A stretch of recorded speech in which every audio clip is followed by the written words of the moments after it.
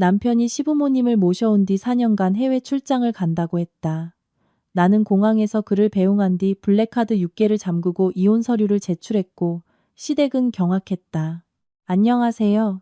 오늘 들려드릴 이야기는 남편이 시부모님을 모셔온 뒤 4년간 독일로 출장을 간다고 했다. 나는 공항에서 그를 배웅한 뒤 블랙카드 6개를 잠그고 이혼 서류를 제출해 시댁을 경악하게 만들었다입니다. 남편의 미래를 위해 4년간의 독일 출장을 눈물로 배웅했습니다. 하지만 제 신용카드로 서울 압구정 갤러리아 백화점에서 다이아몬드 구매 비용 5천만 원이 결제되었다는 문자 메시지를 받고 저는 그 자리에 얼어붙었습니다. 알고 보니 남편이 말한 독일은 제주도의 6성급 풀빌라였고 우리 부부의 피땀 어린 3억 원은 젊은 내연녀와 함께 허공으로 사라졌습니다. 제게 남은 것은 딱 두 가지였습니다. 첫째는 참을 수 없는 배신감. 그리고 둘째는 저를 하녀처럼 부려먹으려는 까다로운 가짜 시부모님이었습니다. 여름의 끝자락, 서울에 갑자기 쏟아진 소나기로 인해 우리 부부의 강남 고급 아파트 안은 눅눅하고 서늘한 기운이 감돌았습니다. 저는 창가에 서서 강화유리를 세차게 때리는 빗방울을 바라보며 마음속에서 피어오르는 형언할 수 없는 불안감을 느꼈습니다. 등 뒤에서는 남편과 시부모님의 웃음소리가 들려오며 이 집의 고요함을 깨뜨리고 있었습니다. 오늘은 특별한 날이었습니다. 남편 박민준의 말에 따르면 그는 아침 일찍 직접 차를 몰고 충청도 고향집에 내려가 부모님을 서울로 모셔왔다고 했습니다. 시아버지 박철수 씨와 시어머니 오숙자 여사님은 손에 찹쌀 한 가마니부터 지프로 꼼꼼히 싼 토종닭 유정란 수십 개까지 온갖 시골 먹거리를 이고지고 오셨습니다. 이 광경을 본 사람이라면 세상에서 가장 행복한 가족의 모습이라고 생각했을 겁니다. 하지만 7년간 민준과 함께 살아온 아내의 직감으로 그의 회피하는 눈빛에서 무언가 이상한 낌새를 느꼈습니다. 저녁 식사는 평소보다 훨씬 풍성하게 차려졌습니다. 저는 시부모님이 좋아하시는 묵은지, 김치찜과 된장찌개를 준비하기 위해 일찍 퇴근했습니다. 민주는 식탁 상석에 앉아 아버지께 술을 따라드리며 과장대리만큼 밝은 표정을 짓고 있었습니다. 그가 크음하고 헛기침을 하며 술잔을 탁 소리나게 내려놓자 나머지 세 사람의 시선이 그에게 쏠렸습니다. 민주는 저를 한 번, 그리고 부모님을 한 번 쳐다보더니 정중한 목소리로 말했습니다. 아버지, 어머니, 그리고 여보. 오늘 제가 부모님을 모시고 온 건 중요한 소식을 전해드리기 위해서입니다. 다름이 아니라 회사에서 핵심 인력을 독일 지사로 파견해 4년간 연수 및 관리 업무를 맡기기로 결정했습니다. 이건 제가 귀국했을 때 부사장으로 승진할 수 있는 절호의 기회입니다. 임원진에서 저를 믿고 선택해 주셨고 저도 동의했습니다. 저는 그 자리에 얼어붙었고 손에 쥔 젓가락을 떨어뜨릴 뻔했습니다. 4년이라는 기나긴 시간인데 그는 저와 단 한마디 상의도 하지 않았습니다. 저는 최대한 평정심을 유지하며 그에게 물었습니다. 독일에 4년이나요? 그렇게 큰일을 왜 저한테 미리 말하지 않았어요? 민주는 황급히 제 손을 잡았습니다. 그의 눈빛은 미안함으로 가득 차 보였지만 저는 그 속의 가식을 알아챌 수 있었습니다. 여보, 미안해, 이해해줘. 결정이 너무 갑작스러웠어. 사장님이 직접 불러서 지시하시는데 바로 수락하지 않으면 다른 사람한테 기회가 넘어갈 판이었어. 내가 이번에 가는 건 우리 가족의 미래를 위해서야. 돌아오면 당신이랑 우리 아이들한테 더 풍족한 삶을 살게 해주고 싶어. 이런 아파트 말고 더 큰 단독주택으로 이사도 가고 말이야. 시어머니 오숙자 여사님은 아들이 해외로 나간다는 말에 눈이 휘둥그레지며 입이 귀에 걸렸습니다. 그녀는 무릎을 쩍 소리나게 치며 밖에서 내리는 빗소리마저 삼킬 듯한 목소리로 외쳤습니다. 아이고, 우리 집안 70년 묵은 복이 터졌네. 우리 민준이 정말 장하다. 독일이면 서양 땅 아니유. 영감.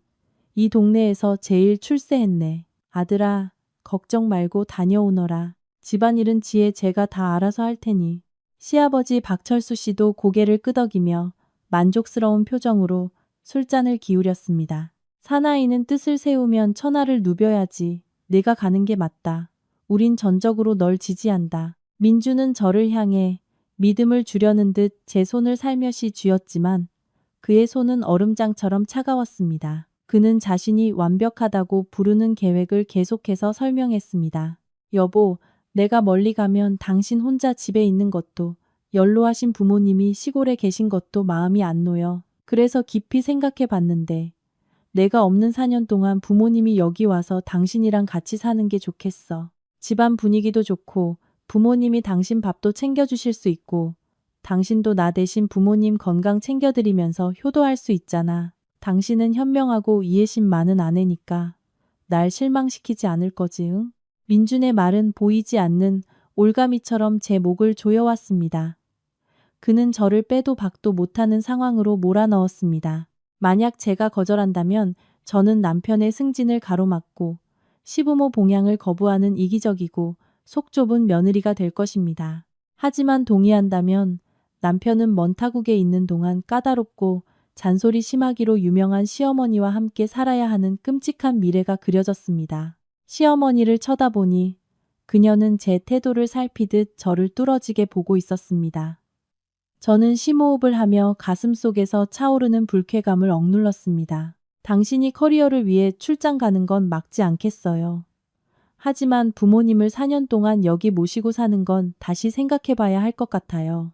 부모님은 넓은 시골집에 익숙하신데 여기 아파트는 좁아서 불편해 하시고 건강에 안 좋을 수도 있어요. 게다가 제가 매일 늦게까지 일하는데 제대로 모실 수 있을지 걱정돼요. 시어머니는 즉시 얼굴을 굳히며 밥그릇을 식탁에 쾅 하고 내려놓았습니다. 지금 그게 무슨 소리냐?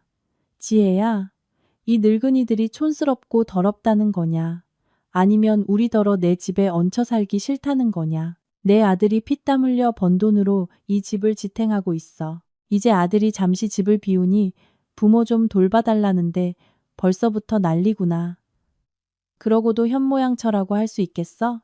민준이 급히 끼어들었습니다. 그의 목소리는 달콤했지만 저를 보는 눈빛은 압박으로 가득했습니다. 어머니, 지혜는 그런 뜻이 아니에요.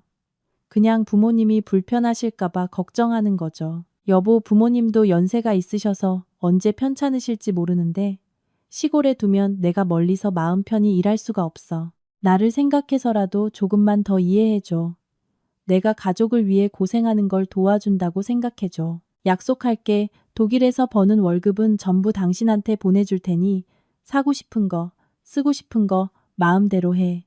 돈과 책임 이야기가 나오자 저는 시부모님 앞에서 더 이상 거절할 수 없다는 것을 깨달았습니다. 저는 마지못해 고개를 끄덕였고 마음은 돌덩이를 얹은 듯 무거웠습니다. 내 아버님, 어머님께서도 원하시고 당신도 그렇게 결정했다면 따를게요. 다만 제가 서툰 점이 있더라도 너그럽게 이해해 주세요. 민주는 안도의 한숨을 내쉬며 아버지께 술을 더 따라드리고는 나중에 호숫가에 별장을 사고 온 가족이 유럽 여행을 갈 거라는 화려한 미래를 그리기 시작했습니다. 다시 웃음소리가 울려 퍼졌지만 저는 입안에 밥이 쓰게만 느껴졌습니다. 저는 수년간 동고동락해온 남편 민준을 바라보며 문득 그가 낯설게 느껴졌습니다. 왜 이렇게 서둘러 떠나야만 했을까? 왜 출장 얘기를 할 때 내 눈을 똑바로 쳐다보지 못했을까? 직감적으로 이 완벽한 포장 뒤에 무언가 숨겨진 것이 있다고 느꼈지만 그것이 무엇인지 정확히 알 수는 없었습니다. 저녁 식사가 끝나고 저는 주방에서 설거지를 했습니다. 거실에서는 TV 소리와 시어머니의 요란한 웃음소리가 들려왔습니다. 문틈으로 보니 민준이 베란다에서 몰래 통화를 하고 있었습니다. 그는 입을 가린 채 아주 작은 목소리로 말했습니다. 제가 다가가려 하자 그는 서둘러 전화를 끊고 평소와 같은 미소를 지으며 집 안으로 들어왔습니다. 그날 밤 민준은 깊이 잠들었지만 저는 남편의 코 고는 소리와 규칙적으로 내리는 빗소리를 들으며 풀리지 않는 의심으로 뜬 눈으로 밤을 지새웠습니다. 다음 날 아침 아파트 전체의 이별의 분위기가 감돌았지만 이상하게도 가장 아쉬워하는 사람은 제가 아닌 민준이었습니다. 그는 아주 일찍 일어나 여행 가방을 다시 확인하고 말끔한 정장을 차려입었습니다. 시부모님은 새벽부터 일어나 찰밥과 닭백숙을 만들어 먼 길 가는 아들이 든든히 먹고 가라며 억지로 먹이셨습니다. 시어머니는 아들의 손을 붙잡고 눈물을 흘리며 밥 잘 챙겨 먹고 몸 따뜻하게 하라는 둥, 낯선 사람 조심하라는 둥 온갖 당부를 늘어놓았습니다. 지혜야, 공항까지 태워다 줘. 비행기가 10시 이륙이니까 지금 출발하면 딱 맞겠다. 민준이 시계를 보며 저를 재촉했습니다. 저는 말없이 핸드백과 차키를 챙겼습니다. 인천국제공항으로 가는 길에 민준은 계속해서 제 손을 잡고 달콤한 사랑의 말을 속삭였습니다. 집에서 고생 많겠네. 도착하자마자 바로 영상통화할게. 자기 몸 잘 챙기고 너무 무리하지 마. 부모님이 혹시 서운하게 해도 내 얼굴 봐서 그냥 너그럽게 넘어가죠. 저는 앞만 보며 운전했고 그저 건성으로 음이라고만 대답했습니다. 지금 제 마음속에는 남편과 헤어지는 슬픔이 아니라 공허함과 피로감만이 가득했습니다. 차가 국제선 출국장에 멈추자 민주는 저를 꽉 껴안고 이마에 소리나게 입을 맞춘 뒤 캐리어를 끌고 안으로 들어갔습니다. 그는 환한 미소로 손을 흔드는 것도 잊지 않았습니다. 저는 자동문 뒤로 그의 뒷모습이 사라질 때까지 그 자리에 서 있었습니다. 원래대로라면 울거나 적어도 마음이 짠해야 했지만 이상하게도 저는 무거운 짐을 내려놓은 것처럼 홀가분했습니다. 하지만 동시에 어젯밤의 불안감이 더욱 강하게 밀려왔습니다. 차로 돌아와 시동을 걸고 회사로 향하려던 참이었습니다. 핸드백 속에서 휴대폰이 진동했습니다. 화면을 보니 은행에서 온 문자였습니다. 연회비 청구나 광고 문자겠거니 했습니다.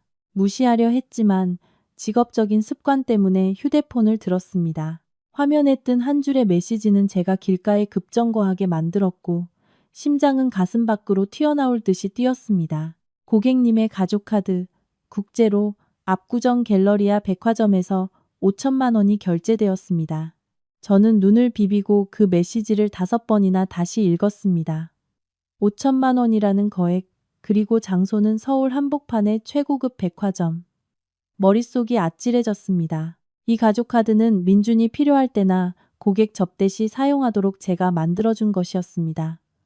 그는 지금 독일로 가기 위해 출국 수속을 밟고 있다고 했습니다. 그런데 왜 그의 카드가 바로 이 시각에 서울 중심가의 보석 매장에서 결제된 걸까요? 가능성은 두 가지였습니다. 하나는 그의 카드가 해킹당했거나 도난당했다는 것. 다른 하나는 그가 말한 대로 공항에 있지 않다는 것. 저는 심호흡을 하며 마음을 진정시키려 애썼습니다. 극심한 스트레스 환경에서 일해온 경험 덕분에 저는 당황하면 안 된다는 것을 알고 있었습니다. 저는 은행 콜센터에 전화를 걸었습니다. 제 목소리는 조금도 떨림 없이 차갑고 단호했습니다. 안녕하세요. 카드 번호 40번인 회원입니다. 방금 제가 의심하는 큰 금액의 거래 문자를 받았습니다. 사기 거래로 의심되니 이 계정과 연결된 모든 카드 본인 및 가족 카드 포함을 즉시 정지해 주십시오. 은행 직원은 제 정보를 확인하고 즉시 요청을 처리했습니다. 전화를 끊고 저는 차 안에 조용히 앉아 있었습니다. 손가락 관절이 하얗게 될 정도로 운전대를 꽉 쥐었습니다. 카드를 잃어버렸다면 민준이 바로 제게 전화했을 겁니다. 하지만 제 휴대폰은 조용했습니다. 민준의 번호로 전화를 걸어보았습니다. 고객님께서 전화를 받을 수 없어. 그는 전화를 꺼두었습니다. 비행기에 탔다는 그의 말과 일치했습니다. 하지만 그 결제는 대체 뭘까요? 카드 도둑이 그토록 태연하게 최고급 백화점에 들어가 5천만 원짜리 보석을 살 리가 없었습니다. 그곳은 CCTV가 촘촘히 깔려 있으니까요. 끔찍한 생각이 머릿속을 스쳐 지나갔습니다. 민주는 거짓말을 했습니다. 그는 독일에 가지 않았습니다. 그는 서울에 있고 그 돈으로 누군가에게 다이아몬드를 사준 것입니다. 저는 어젯밤 민준의 회피하던 눈빛, 베란다에서의 몰래 한 통화, 그리고 오늘 아침 서둘러 떠나던 그의 모습을 떠올렸습니다. 흩어져 있던 조각들이 이제 하나의 끔찍한 그림으로 맞춰지기 시작했습니다. 저는 더 이상 회사로 가지 않았습니다. 차를 돌려 서울 도심으로 향했습니다. 진실을 확인해야 했습니다. 하지만 가는 도중 제가 갤러리아 백화점에 가서 CCTV를 보여달라고 할 수 없다는 것을 깨달았습니다. 그들은 개인 고객에게 그런 정보를 제공하지 않을 것입니다. 저는 조용한 카페에 차를 세우고 설탕 없는 아이스 아메리카노를 주문했습니다. 커피의 쓴맛이 저를 더 정신 차리게 했습니다. 휴대폰의 은행 앱을 열어 거래 내역을 다시 확인했습니다. 방금 결제된 거액 외에도 지난주 제가 한 번도 가본 적 없는 레스토랑과 여성 의류 매장에서 소액 결제가 여러 건 있었습니다. 여자의 직감은 틀린 적이 없었습니다. 저는 속았습니다. 잔인하고도 완벽한 사기극이었습니다. 제 남편, 저와 한평생을 약속한 그가 저를 속이기 위해 완벽한 연극을 꾸몄습니다. 그는 늙은 부모를 제게 맡겨두고 우리의 피땀 어린 돈으로 어딘가에서 놀아나고 있었습니다. 눈물이 터져 나왔습니다. 뜨겁고 짰지만 저는 재빨리 닦아냈습니다. 지금 우는 것은 아무것도 해결해 주지 못합니다. 증거가 필요했습니다. 민준이 정확히 어디서 무엇을 하고 있는지 알아야 했습니다. 대학 시절 절친이자 현재 IT 업계에서 일하며 인맥이 넓은 동현이 떠올랐습니다. 저는 동현에게 전화를 걸었습니다. 동현아, 나 지혜야. 급하게 좀 도와줄 일이 있는데 가능할까? 한 사람의 위치랑 행적을 좀 알아봐 줘야 해. 내 인생이 걸린 아주 중요한 일이야. 수화기 너머의 동현은 제 목소리의 심각성을 알아차리고 즉시 동의했습니다. 전화를 끊고 창밖에 붐비는 차들을 바라보았습니다. 어제의 비는 그쳤고 해가 났지만 제 마음속의 폭풍은 이제 막 시작되었습니다. 저는 이 일을 그냥 넘어가지 않을 것입니다. 민준이 감히 저를 배신했다면 그는 혹독한 대가를 치르게 될 것입니다. 해질 무렵 집에 돌아왔습니다. 아침에 웃음소리는 사라지고 그 자리엔 숨막히는 공기가 가득했습니다. 문을 열자마자 눈에 들어온 것은 믿을 수 없을 정도로 어질러진 광경이었습니다. 거실 바닥에는 해바라기씨 껍질이 가득했고 마신 컵들은 테이블 위에 널브러져 있었습니다.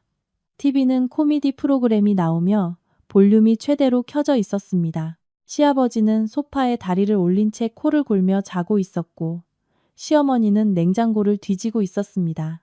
제가 돌아온 것을 본 시어머니는 제가 일하느라 힘들었는지 묻기는커녕 냉장고 문을 쾅 닫으며 쏘아붙였습니다. 어휴, 어딜 싸돌아다니다. 이제야 기어들어오니? 이 늙은 부모는 배고파 죽겠는데 밥도 안 해놓고 우리더러 굶어 죽으라는 거냐. 시계를 보니 이제 막 저녁 6시 30분이었습니다. 평소라면 이제 막 퇴근할 시간이었습니다. 저는 분노를 억누르며 핸드백을 소파에 내려놓고 차분한 목소리로 말했습니다. 어머니, 저도 이제 막 퇴근했어요. 집에 쌀이랑 반찬 다 있으니 밥솥에 밥이라도 좀 해주시지 그러셨어요. 시어머니는 눈을 부릅뜨고 두 손을 허리에 짚은 채 삿대질하며 다가왔습니다. 아, 아주 잘났구나. 남편이 집 비우자마자 바로 본색을 드러내는구나. 나는 내 시어미야. 내 아들 덕에 호강하러 온 거지. 내년 하녀 노릇하러 온 게 아니라고. 내 아들이 뼈 빠지게 일해서 이 집을 먹여 살리는데 넌 고작 집에서 시부모 봉양하는 것 가지고 생색을 내. 저는 그녀의 눈을 똑바로 쳐다보며 조금도 흔들리지 않았습니다. 이전에는 집안의 평화를 위해 민준의 체면을 위해 참고 살았습니다. 하지만 민준이 저를 속였다는 것을 안 지금 이 가족에 대한 제 존경심은 반 이상 사라졌습니다. 어머니 말씀이 맞아요. 저도 일해서 돈 벌어요. 이 집 사는데 제 돈도 절반 들어갔고요. 어머님께 하녀 노릇을 시킬 생각은 없지만 저도 하녀는 아니에요. 오숙자 여사님은 입을 떡 벌렸습니다. 아마 제가 이렇게 맞받아치는 것을 본 적이 없었을 겁니다.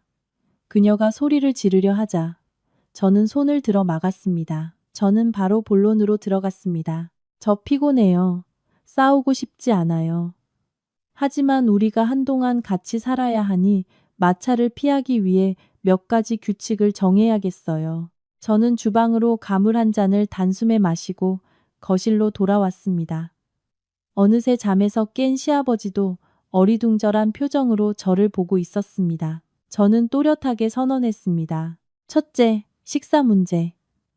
저는 하루 종일 일하느라 저녁만 차릴 수 있어요. 아침과 점심은 두 분께서 알아서 챙겨 드세요. 음식은 제가 사서 냉장고에 채워둘게요. 식사 후 설거지는 각자 바로바로 해주세요. 싱크대에 쌓아두지 마시고요. 오숙자 여사님이 소리쳤습니다.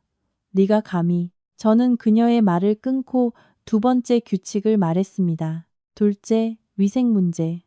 저희 집은 원목 마루니 조용히 다녀주시고 바닥에 쓰레기 버리지 마세요. 각자 방은 각자 청소하시고 제 허락 없이는 제 침실에 들어오지 마세요. 그리고 마지막으로 저는 한 글자 한 글자 힘주어 말했습니다. 셋째, 사생활 존중.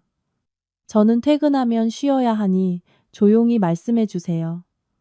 밤 10시 이후에는 TV 볼륨을 줄여주시고요. 시어머니는 얼굴이 파랗게 질렸습니다. 그녀는 시아버지를 흔들며 소리쳤습니다. 영감, 이것 좀 봐요.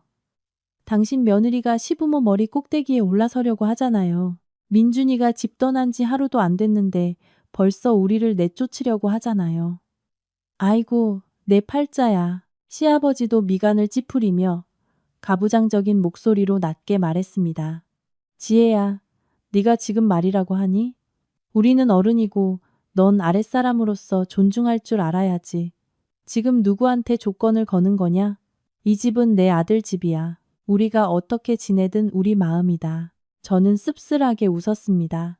아버님, 이 집 등기부 등본은 저희 부부 공동명의예요. 집값의 절반은 저희 부모님이 보태주셨고 나머지는 저와 민준 씨가 은행 대출을 받아 갚고 있어요. 민준 씨가 없는 지금 이 집 주인은 저예요.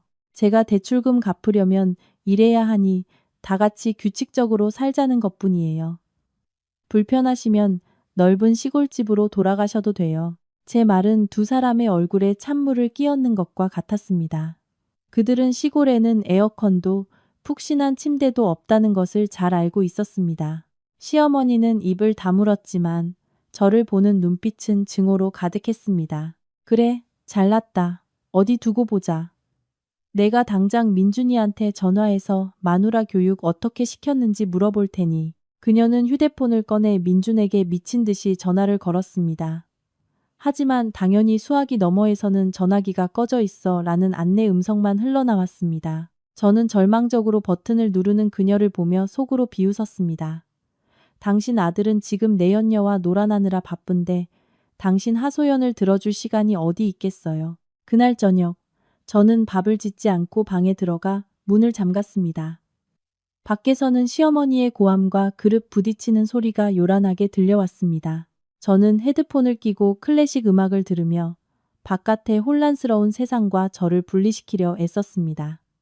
힘을 비축해야 했습니다. 이 전쟁은 이제 막 시작되었고 제가 승리해야만 했습니다.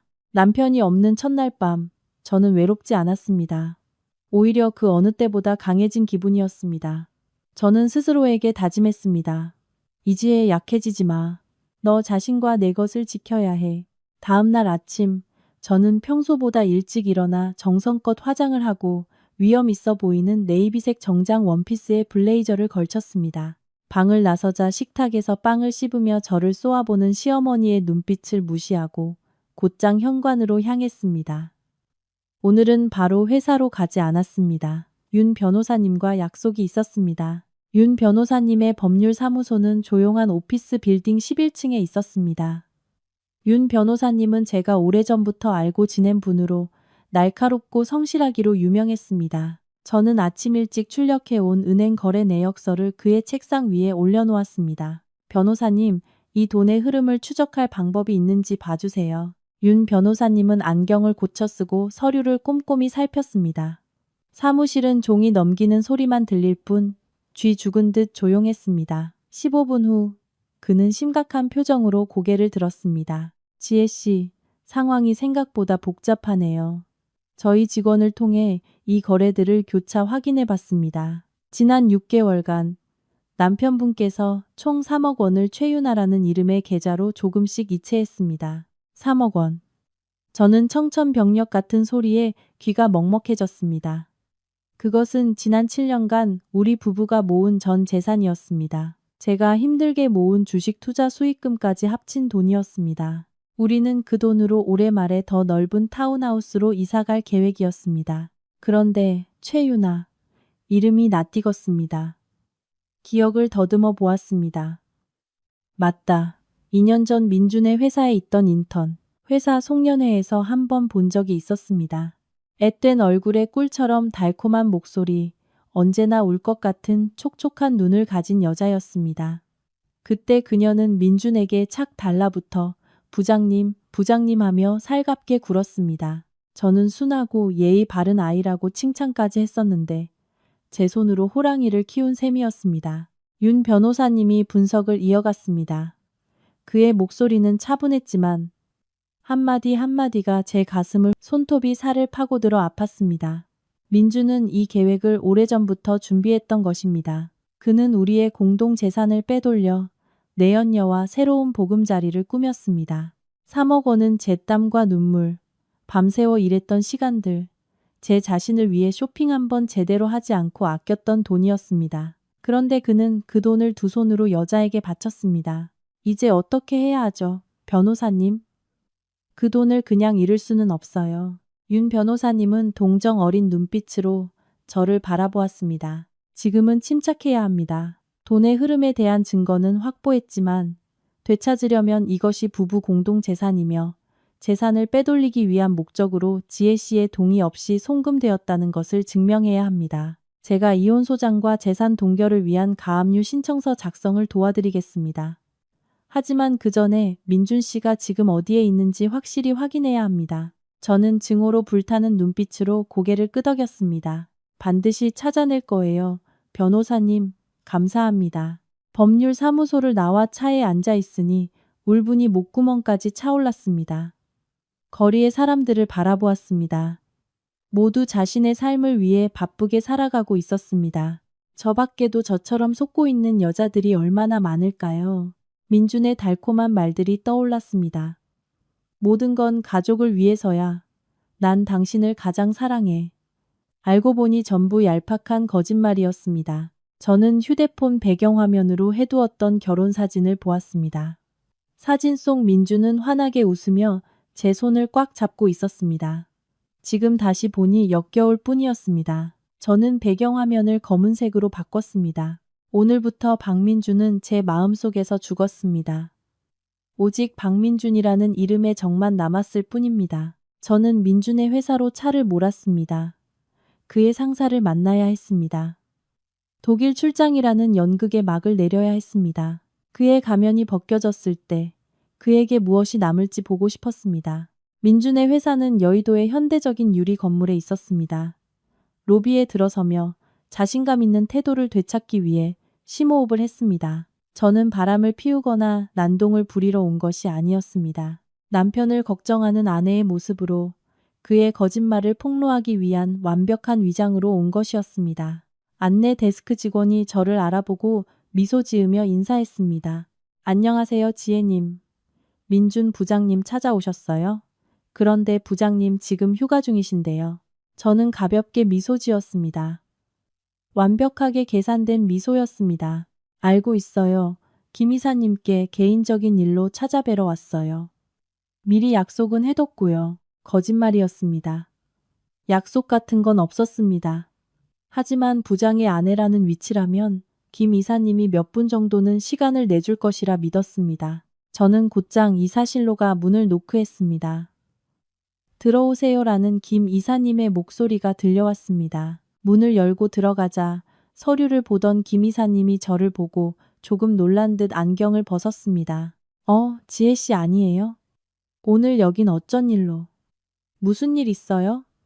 일단 앉아서 물 한잔 해요. 저는 맞은편 의자에 앉아 두 손을 무릎 위에 모으고 최대한 순진한 표정을 지었습니다.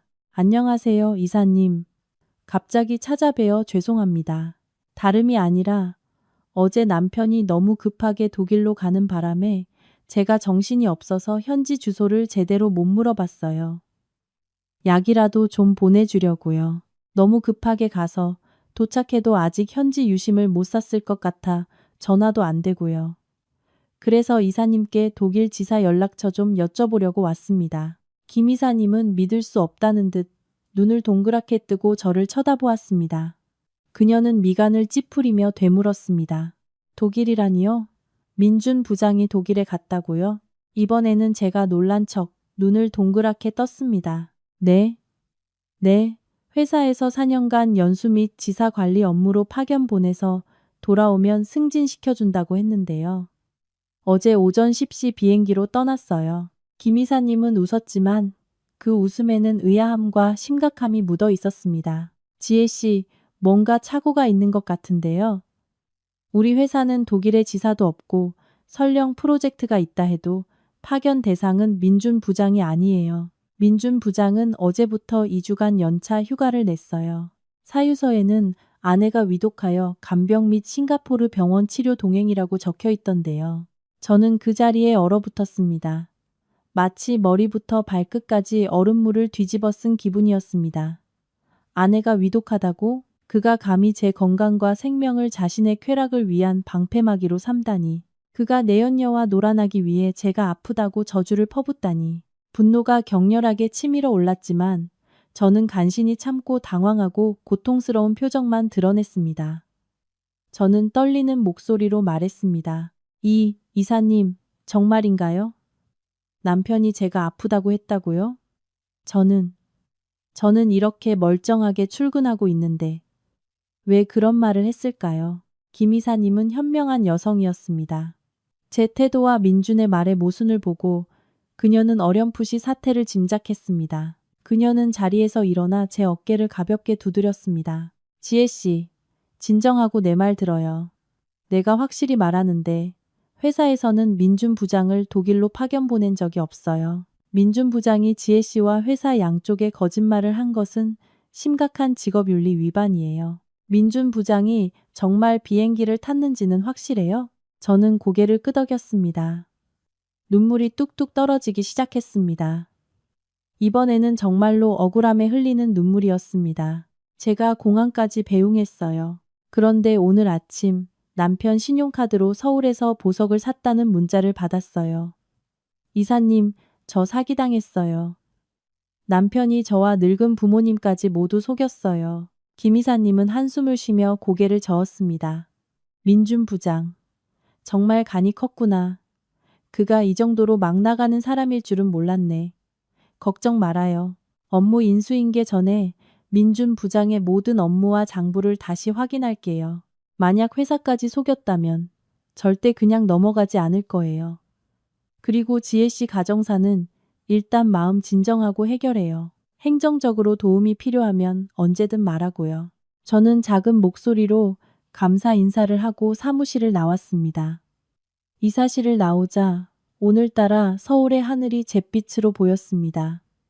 이제 모든 것이 명백해졌습니다. 출장도 빛나는 미래도 없었습니다. 오직 제 돈으로 다른 여자와 환상의 낙원을 짓고 있는 최악의 남편, 전문 사기꾼만 있을 뿐이었습니다. 민주는 스스로 돌아올 다리를 불태워 버렸습니다. 그는 제가 집에서 집안일이나 하며 남편 말에 순종하는 바보인 줄 알았을 겁니다.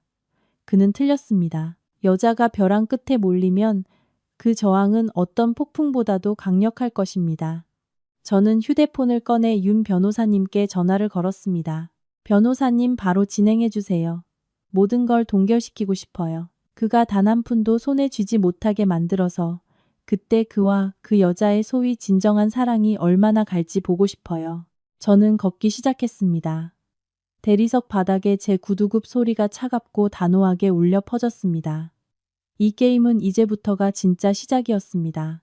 다음 날 아침, 저는 완전히 다른 마음가짐으로 회사에 출근했습니다. 이전에는 오늘 저녁은 뭘 먹지? 남편 입맛에 맞을까? 시부모님이 불쾌해하시진 않을까? 같은 걱정으로 가득했다면 이제 제 머릿속은 오직 하나의 목표, 즉 일과 반격 계획에만 집중되어 있었습니다. 저는 세련되게 재단된 흰색 정장을 입고 평소보다 짙은 붉은 립스틱을 바르고 여장부의 풍채로 회의실에 들어섰습니다. 오늘은 외국 파트너와 다음 분기 마케팅 계약을 체결하는 중요한 회의가 있었습니다. 제가 온갖 심혈을 기울인 프로젝트였습니다. 회의가 긴장감 넘치게 진행되고 있었습니다. 제가 연단에 서서 시장 전략을 분석하고 있을 때 책상 위에 휴대폰이 미친 듯이 울렸습니다. 화면을 보니 시어머니였습니다. 저는 전화를 끊고 화면을 엎어놓은 뒤 발표를 이어갔습니다. 하지만 1분도 채 지나지 않아 휴대폰이 다시 울렸고 또 울렸습니다. 오숙자 여사님은 쉬지 않고 5통이나 전화를 걸었습니다. 파트너가 걱정스러운 눈빛으로 저를 쳐다봤습니다. 저는 미소를 지으며 양해를 구하고 집에 급한 일이 생긴 것 같다며 잠시 전화를 받으러 나갔습니다. 전화를 받자마자 시어머니의 울부짖음이 제 고막을 때렸고 조용한 복도 전체에 울려 퍼졌습니다. 지혜야, 지혜야, 당장 집으로 와. 내 시아버지가 죽게 생겼다. 거품 물고 쓰러졌다고. 어서 와서 병원에 데려가야지. 이 늙고 힘없는 내가 어떻게 영감을 얻고 가겠니? 오숙자 여사님의 목소리는 히스테릭했고 공황 상태에 빠진 것 같았지만 저는 그 속의 과장됨을 느낄 수 있었습니다. 만약 시아버지가 정말 위독했다면 사람들은 멀리서 일하고 있는 며느리에게 전화하기 전에 119에 먼저 신고했을 것입니다. 저는 차분하고 냉정한 목소리로 되물었습니다. 아버님께서 왜 그러세요? 지금 어디에 계세요? 시어머니는 더 크게 소리쳤습니다. 거실 바닥에 쓰러져 있단 말이다. 혈압이 터졌나 봐. 넌 며느리라는 애가 그렇게 무심해서 쓰겠니? 남편이 없으면 네가 대신 부모를 챙겨야지. 당장 와, 당장. 시계를 보니 회사에서 집까지는 길이 막히지 않아도 최소 45분이 걸렸습니다. 지금처럼 교통체증이 심한 시간이면 1시간이 넘을 수도 있었습니다. 만약 시아버지가 정말 뇌졸중이라면 제가 도착할 때쯤엔 이미 손 쓸 수 없는 상태일 것입니다. 하지만 오늘 아침 출근하기 전 시아버지는 다리를 떨며 차를 마시고 든든하게 국밥 2그릇을 비우셨던 모습이 떠올랐습니다. 얼굴색도 건강해 보였습니다. 게다가 제가 사다 놓은 혈압약은 선반 위에 그대로 있었습니다. 그는 아침 약을 거른 적이 한 번도 없었습니다. 저는 즉시 상황을 파악했습니다. 이것은 며느리를 집으로 불러들여 부려먹으려는 또 다른 수작이었습니다. 혹은 단순히 제 일을 방해하고 내가 부르면 너는 와야 한다는 자신의 권위를 과시하고 싶었을지도 모릅니다. 그녀는 제가 중요한 회의를 내팽개치고 허둥지둥 집으로 달려와 닭죽을 끓여달라거나 다리를 주물러 달라고 끙끙 앓는 시아버지를 보길 원했을 겁니다. 저는 심호흡을 하고 타협하지 않기로 결심했습니다. 저는 전화기에 대고 또박또박 말했습니다. 어머니, 진정하고 제 말 들으세요. 저는 지금 사장님과 아주 중요한 회의 중이라 단 1분도 자리를 비울 수 없어요. 지금 제가 가면 회사에서 잘리고 우리 가족 먹여 살릴 돈도 못 벌어요. 시어머니가 욕을 하려 하자 저는 말을 끊었습니다. 걱정 마세요. 제가 바로 처리할게요. 지금 바로 119에 전화해서 구급차와 의사 선생님을 집으로 보내드릴게요. 그분들은 전문가고 산소호흡기랑 들 것도 있으니 응급처치하고 제일 빨리 서울대 병원으로 모셔다 줄 거예요. 어머니는 그냥 문 열고 기다리시기만 하세요. 말을 마치자마자 그녀가 반응할 틈도 주지 않고 전화를 끊었습니다. 저는 즉시 119에 전화해 주소와 시어머니가 묘사한 환자 상태를 알렸습니다. 물론 구급대가 빨리 도착하도록 증상이 위독하다고 강조했습니다. 그 후 저는 회의실로 돌아가 모두에게 미소를 지으며 사과하고 완벽하게 발표를 마쳤습니다. 약 20분 후 제 휴대폰이 다시 울렸습니다. 이번에는 모르는 번호였습니다. 아마 구급대원일 것입니다. 저는 양해를 구하고 밖으로 나갔습니다. 여보세요? 박철수 환자 보호자 되십니까? 저희는 119 구급대입니다. 알려주신 주소로 왔는데 초인종을 계속 눌러도 아무도 문을 열지 않습니다. 집 전화로 걸었더니 누가 잘못 걸었다며 끊어버리던데요. 저는 속으로 비웃었습니다. 역시나 연극이었습니다. 아파트 단지 앞에서 요란하게 사이렌을 울리는 구급차를 보고 오숙자 여사님은 거짓말이 들통나고 병원비까지 내게 될까봐 겁에 질려 문을 열지 못한 것입니다. 저는 의사에게 매우 걱정스러운 목소리로 말했습니다. 어머나 세상에, 저희 시어머니가 너무 놀라서 정신이 없으셨나 봐요. 의사 선생님, 그냥 문을 세게 두드리면서 며느리가 불렀다고 말씀해 주세요. 그래도 안 열면 건물 관리인에게 부탁해서 문을 부수고 들어가 주세요. 혹시라도 집안에서 아버님이 돌아가시기라도 하면 큰일이잖아요. 저는 시어머니의 성격을 잘 알았습니다. 그녀는 이웃에게 창피당하는 것과 돈 쓰는 것을 가장 두려워했습니다. 아니나 다를까 5분 후 오숙자 여사님에게서 전화가 왔습니다. 그녀의 목소리는 아까와 달리 기어들어갔습니다. 저기 지혜야. 구급차는 필요 없다. 내 시아버지가 정신 차렸어. 그냥 혈당이 좀 떨어졌었나 봐. 설탕물 한 잔 마시니 괜찮아졌어. 저 사람들 그냥 돌려보내라. 아파트 단지가 시끄러워서 남들이 비웃겠다. 저는 차갑게 대답했습니다. 어떻게 그래요, 어머니? 아까는 아버님이 거품 물고 쓰러지셨다고 하셨잖아요. 어르신들 건강은 장난이 아니에요. 제가 이미 구급차 비용이랑 응급진료비 다 냈어요. 의사 선생님들도 도착하셨으니 그냥 들어가서 진찰받게 하세요. 그래야 저도 마음이 놓이죠. 혹시라도 밤에 아버님께 무슨 일이라도 생기면 제가 평생 후회할 거예요. 저는 단호하게 구급차를 돌려보내지 않았습니다. 결국 오숙자 여사님은 건물 관리인과 호기심에 찬 이웃 아주머니들이 지켜보는 가운데 의사들이 시아버지의 혈압과 심박수를 재도록 문을 열어줄 수밖에 없었습니다. 결과는 시아버지는 완전히 정상이었고 혈압도 안정적이었으며 모든 생체 신호가 청년처럼 건강했습니다. 의사는 의료 자원을 낭비한 죄로 두 분을 호되게 꾸짖었습니다. 오숙자 여사님은 창피함에 얼굴을 들지 못했고 아까워 죽겠다는 표정으로 구급차 출동 비용을 지불해야 했습니다. 그날 오후 퇴근해서 집에 돌아오니 문을 열자마자 싸늘한 침묵이 흘렀습니다. 시아버지는 뚱한 얼굴로 TV를 보고 있었고 시어머니는 저를 보자 쏘아봤지만 예전처럼 소리치지는 못했습니다. 그녀는 이제 제가 만만하게 구는 며느리가 아니라는 것을 깨달았습니다. 저는 그녀의 지나친 걱정을 역이용해 그녀에게 정직함에 대한 교훈을 가르쳐 주었습니다. 저는 곧장 방으로 들어가 옷을 갈아입고 주방으로 나와 제 몫의 라면을 끓였습니다. 시아버지의 건강 상태는 묻지 않았습니다. 그가 저보다 더 건강하다는 것을 잘 알고 있었으니까요. 제 차가운 행동은 암묵적인 선전포고와 같았습니다. 다시는 아프다는 꾀병으로 저를 조종하려 들지 마세요. 오늘부터 이 집의 모든 것은 제 규칙대로 움직일 것입니다. 민준이 떠난 지 셋째 날, 저는 종로의 한적한 골목에 있는 단골 카페에서 동현을 만났습니다. 동현은 저보다 먼저 와서 구석진 자리에 심각한 표정으로 앉아 있었습니다. 동현은 대학 시절부터 가장 믿음직한 친구였습니다. 그는 IT 업계에 종사하며 일반인들은 접근할 수 없는 소셜미디어나 데이터 소스에서 정보를 찾아내는 능력이 있었습니다. 제가 자리에 앉자마자 동현은 말없이 태블릿 PC를 제 쪽으로 밀었습니다.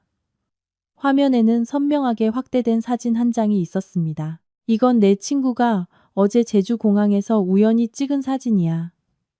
이 커플이 너무 다정해 보이고 내 남편이랑 닮은 것 같아서 찍어서 나한테 보내줬어. 자세히 봐봐. 저는 숨을 죽이고 사진을 들여다보았습니다. 틀림없었습니다. 사진 속 남자는 화려한 꽃무늬 셔츠에 흰색 면바지를 입고 페도라를 쓰고 있었습니다. 바로 제 남편 민준이었습니다. 그는 독일에 출장 가는 비즈니스맨의 모습이 전혀 아니었습니다. 그의 옆에는 가녀린 몸매의 젊은 여자가 등이 파인 섹시한 맥시 드레스를 입고 민준의 어깨에 머리를 기댄 채 활짝 웃고 있었습니다. 바로 그 인턴 최유나였습니다. 두 사람은 제주도에서 가장 비싸기로 유명한 6성급 고급 리조트의 로비에서 체크인을 하고 있었습니다. 민준의 손은 유나의 허리를 단단히 감싸고 있었고 유나의 손은 소유욕을 드러내듯 민준의 가슴에 놓여 있었습니다. 하지만 제 피를 끓게 만든 것은 그 포옹이 아니라 유나의 왼쪽 손목에서 빛나는 물체였습니다. 저는 사진을 최대로 확대했습니다.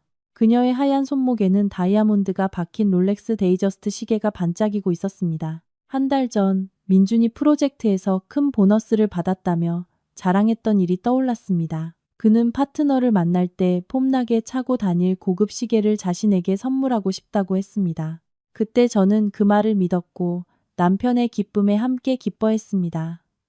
알고 보니 그는 우리 부부의 공동 재산으로 커플 시계를 산 것이었습니다. 하나는 그가 차고 다른 하나 제가 그토록 갖고 싶었지만 비싸서 살 엄두도 못 냈던 그 여성용 롤렉스는 지금 내연녀의 손목에 채워져 있었습니다. 분노에 눈앞이 흐려졌습니다.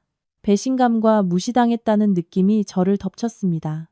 민주는 단순히 바람을 피운 것이 아니었습니다. 그는 우리 가정에 가장 소중하고 가치 있는 것들을 다른 여자에게 바친 것입니다.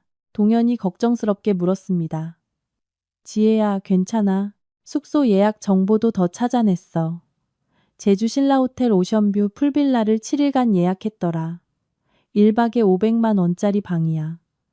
예약자 이름은 박민준. 1박에 500만 원. 7일이면 500만 원.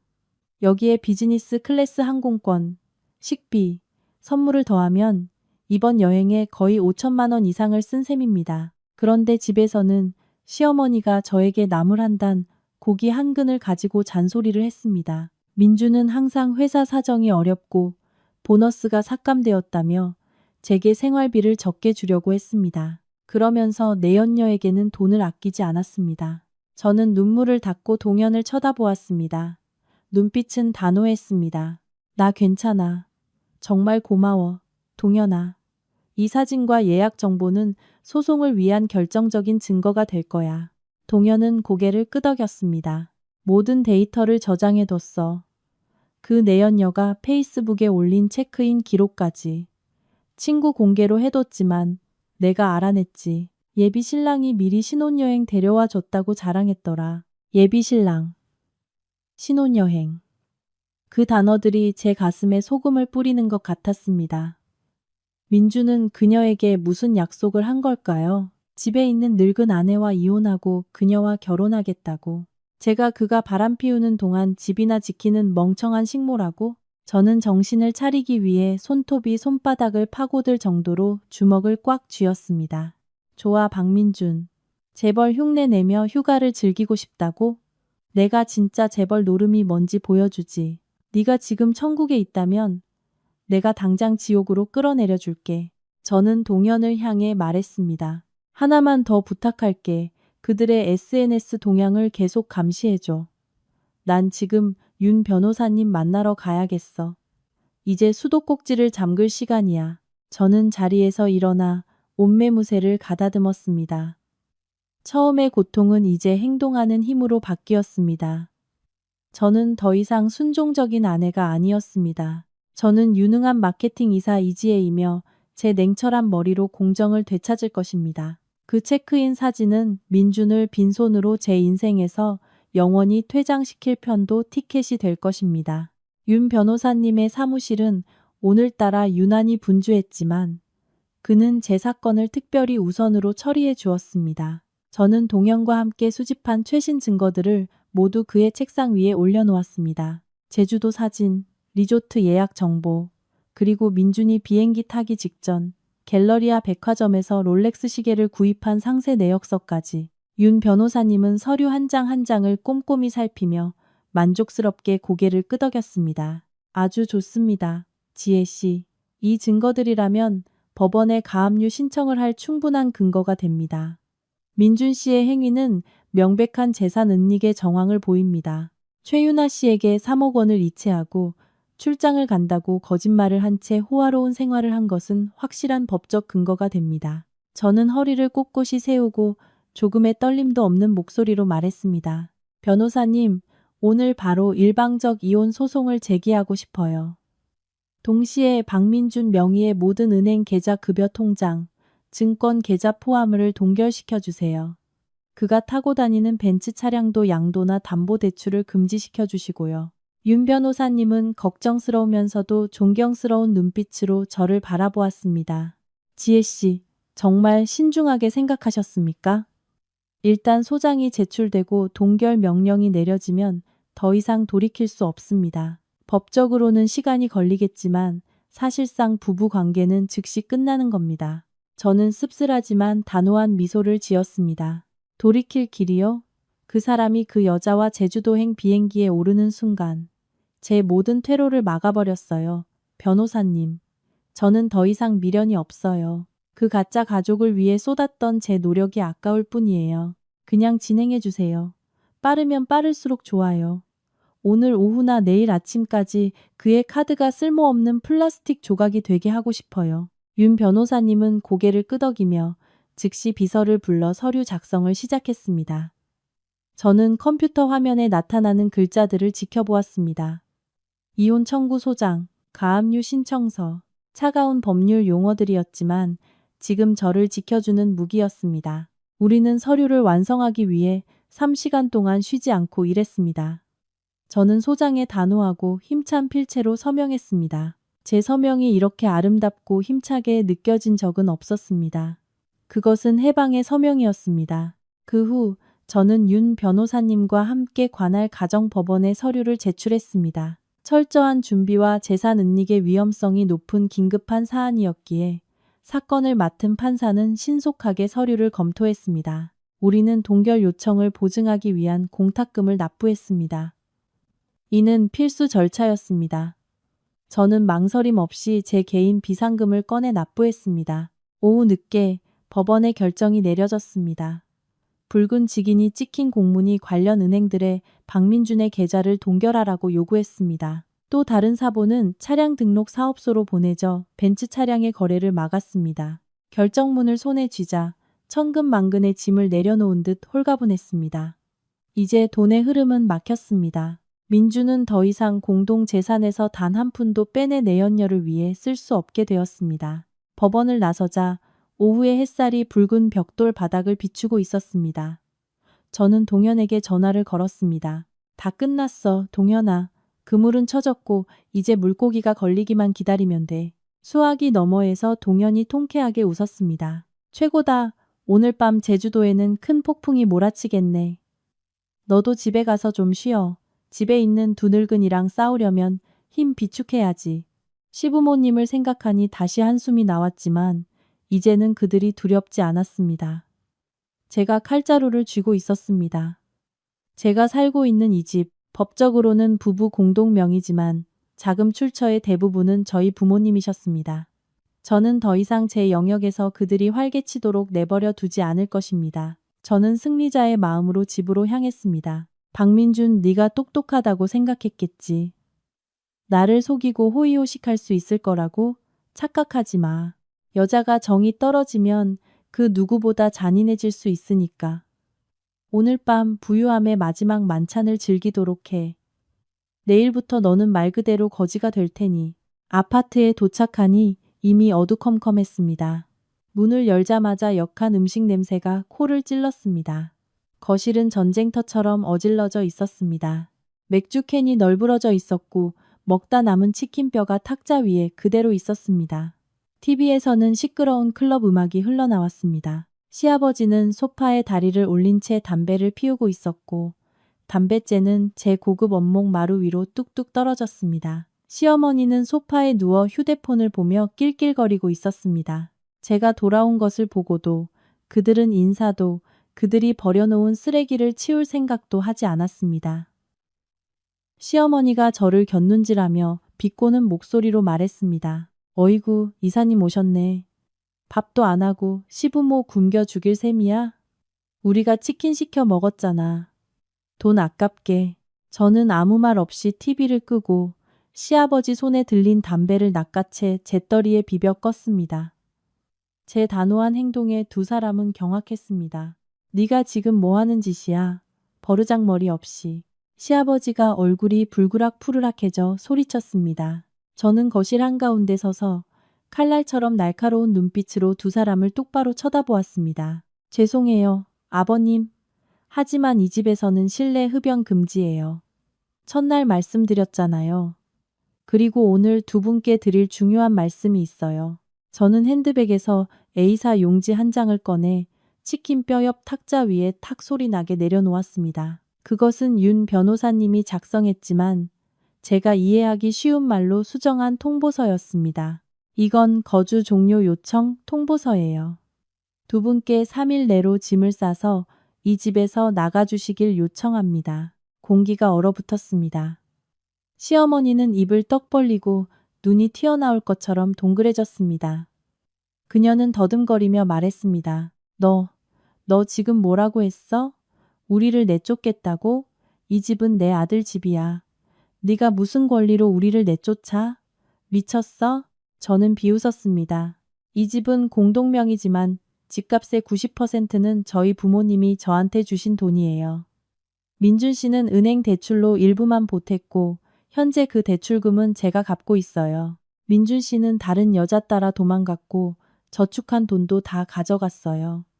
남편이 다른 여자랑 놀아나는 동안 제가 시부모님을 부양하고 봉양할 의무는 없어요.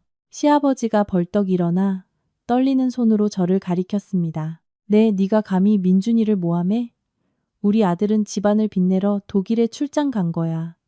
너야말로 바람나서 남편 집을 뺏으려는 나쁜 년이구나. 내가 당장 민준이한테 전화해서 너를 혼내주라고 할 테다. 저는 태연하게 휴대폰을 꺼내 민준과 유나가 제주도에서 찍은 사진을 열어 두 사람 앞에 내밀었습니다. 잘 보세요. 이게 아버님 어머님 아들이 말한 독일인가요? 여긴 제주도고 이 여자는 그 사람 내연녀예요. 그는 출장 간다고 거짓말하고 내연녀랑 휴가 가서 수억 원을 쓰고 아내는 집에 남겨 부모님이나 돌보게 했어요.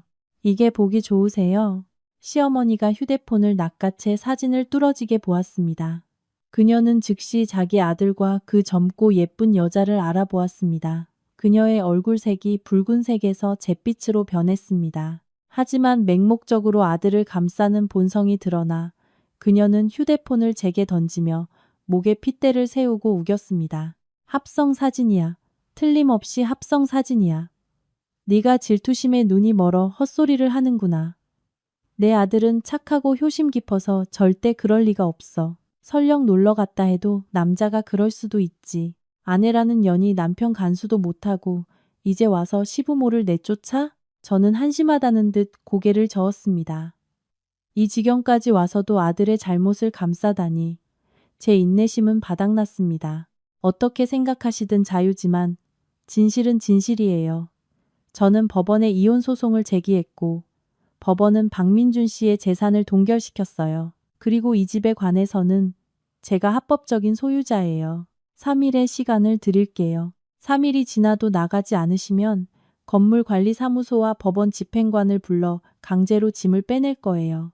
그때는 제가 인정사정 없다고 원망하지 마세요. 말을 마치고 저는 침실로 들어가 문을 잠갔습니다. 등 뒤에서는 시어머니의 울부짖음과 시아버지의 가구를 부수는 소리가 들렸습니다. 그들은 번갈아 가며 민준에게 전화를 걸었습니다. 시어머니가 전화기에 대고 울부짖는 소리가 들렸습니다. 아들아, 전화 좀 받아라. 내 마누라가 이 애미 애비를 길거리로 내쫓는다. 하지만 그녀에게 돌아온 것은 전화기가 꺼져 있어. 라는 침묵뿐이었습니다. 어쩌면 민주는 내연녀와 있느라 바빠 전화를 받을 생각조차 없었을지도 모릅니다.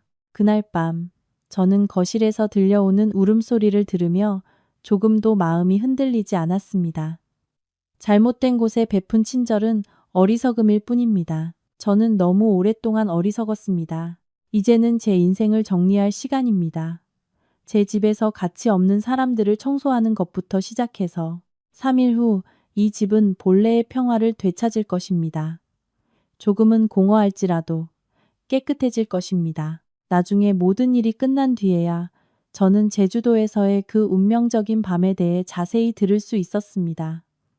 민준이 평생 잊지 못할 그 밤에 대해서 말입니다. 그날 밤 에메랄드 베이 리조트의 5성급 해변 레스토랑은 촛불과 꽃, 그리고 부드럽게 밀려오는 파도 소리로 낭만적인 분위기를 자아내고 있었습니다. 민준과 유나는 랍스터, 와규 스테이크 그리고 최고급 레드 와인으로 호화로운 저녁 식사를 즐기고 있었습니다.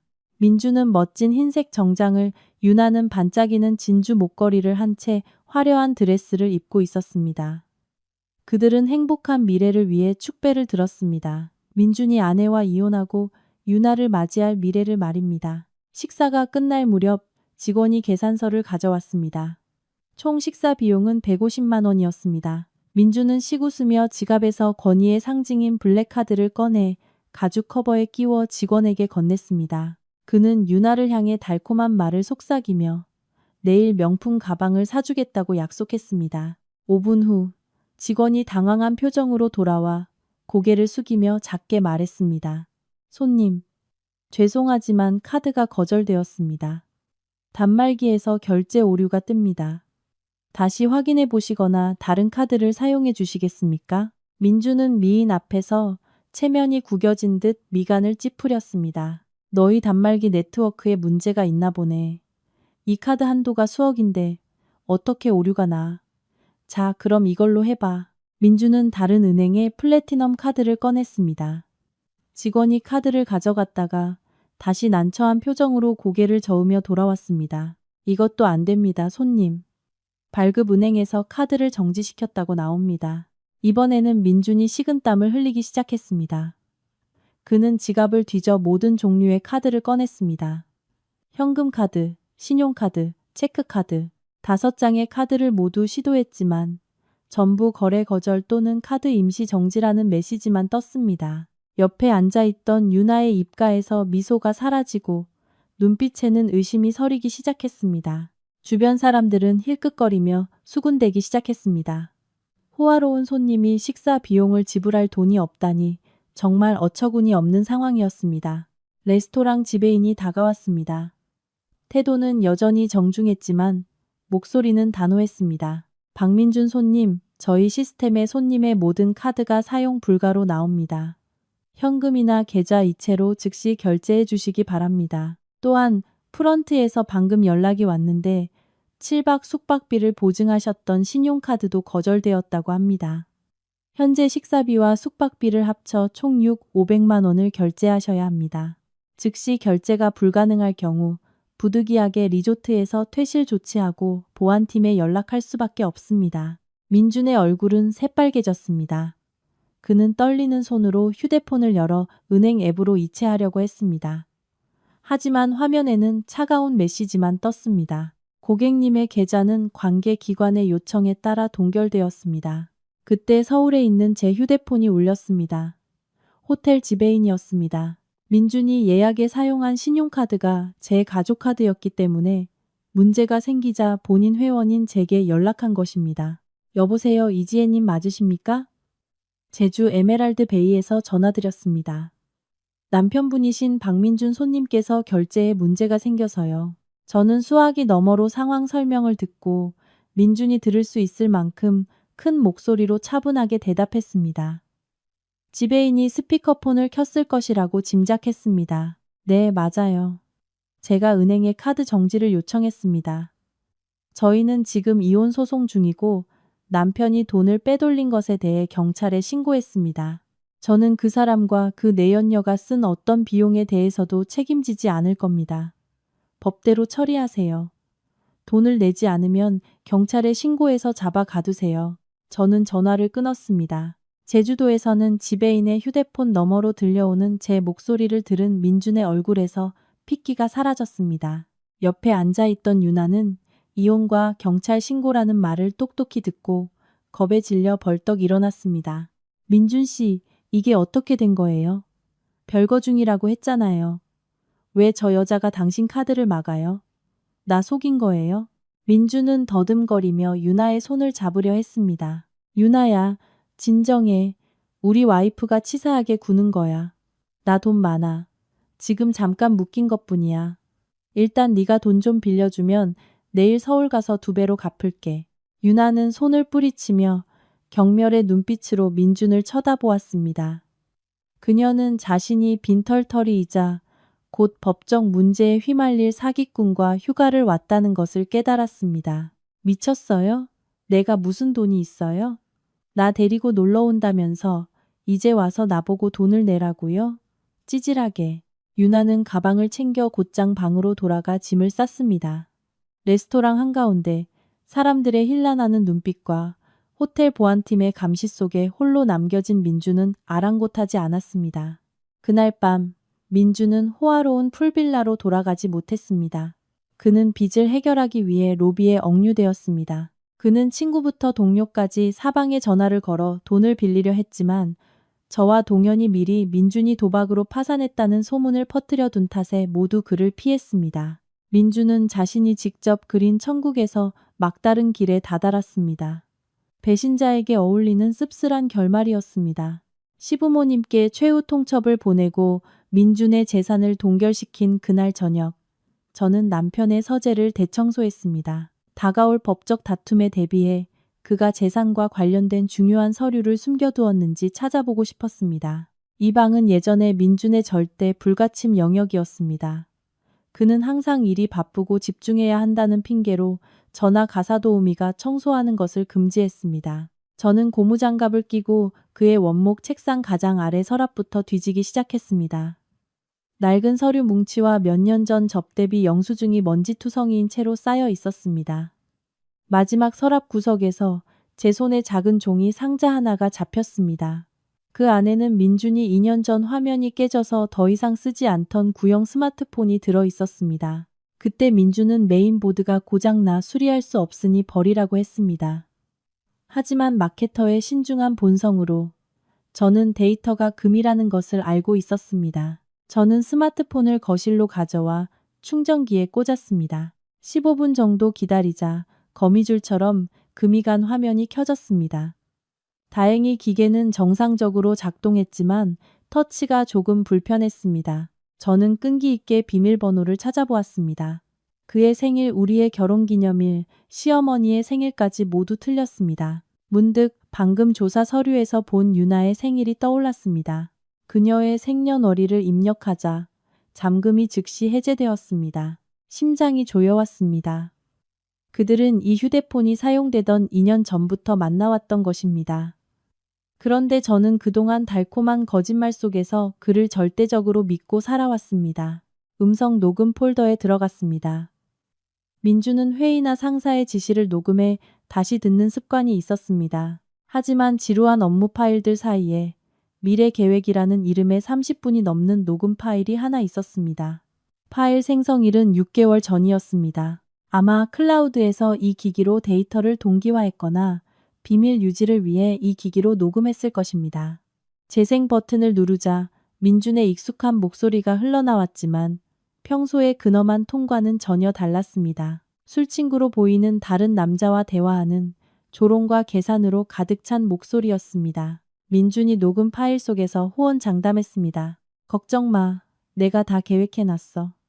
우리 와이프는 멍청해서 일하고 집안일밖에 몰라. 내가 시골에서 부모님 모셔와서 4년 동안 독일 출장 간다는 핑계로 쟤한테 우리 부모님 봉양하게 할 거야. 우리 엄마 성격 알잖아. 귀신보다 더 까다로운데 며느리 잡는 건 식은 죽 먹기지. 상대 남자가 껄껄 웃었습니다. 그럼 진짜 독일 가는 거야? 민준이 비웃으며 대답했습니다. 독일은 무슨, 휴가 내고 돈 모아서 유나랑 여행 가서 즐기다 올 거야. 그러고 돌아와서는 어떻게든 꼬투리 잡아서 이혼할 거고, 그때쯤이면 재산은 다 빼돌렸으니 이지혜 걔는 빈손으로 쫓겨날 수밖에 없어. 내가 이 4년 동안 쟤를 공짜 식모로 부려먹고 실컷 써먹은 다음에 뻥 차버릴 거야. 그러면 난 당당하게 유나 데려오고 돈도 많으니 인생 피는 거지. 녹음은 쨍하는 술잔 부딪히는 소리로 끝났습니다.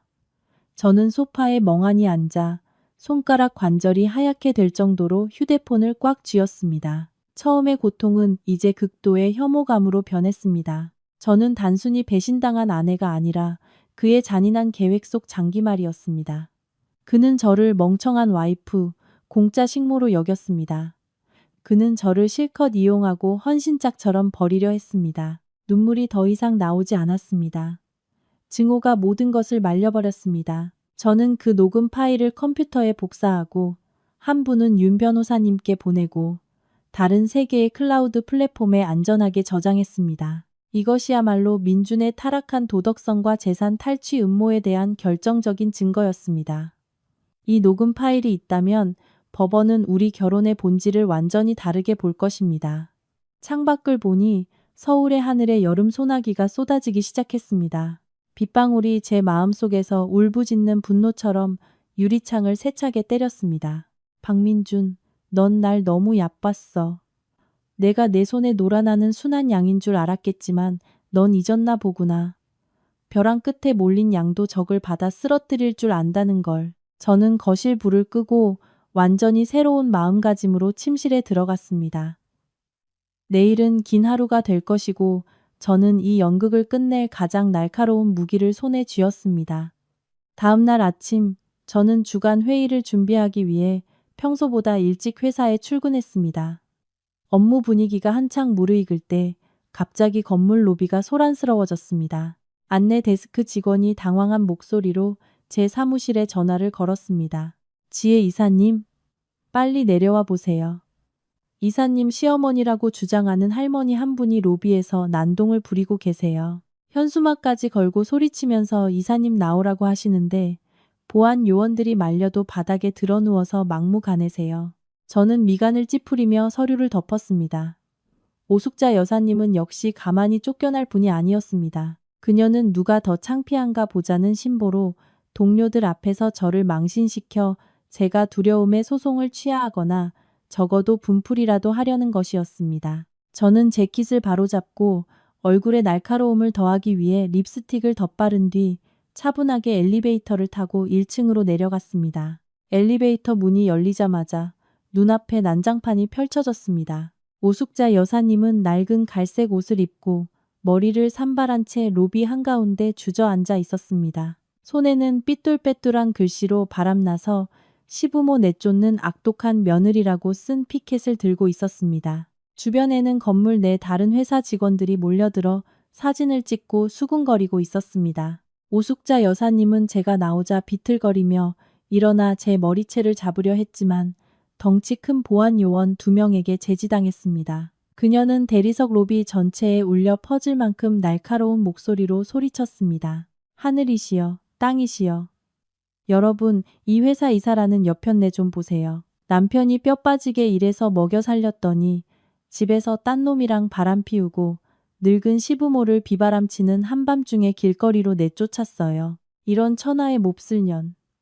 내 아들 집 내놔. 군중이 웅성거리기 시작했고 의심의 눈초리가 제게 쏠렸습니다. 한국 사회에서 불효와 불륜은 여성이 짊어져야 할 가장 무거운 죄였습니다. 오숙자 여사님은 그 점을 잘 알고 제 명예를 직접 공격한 것입니다. 저는 허리를 꼿꼿이 세운 채 조금도 동요하거나 두려워하는 기색 없이 서 있었습니다.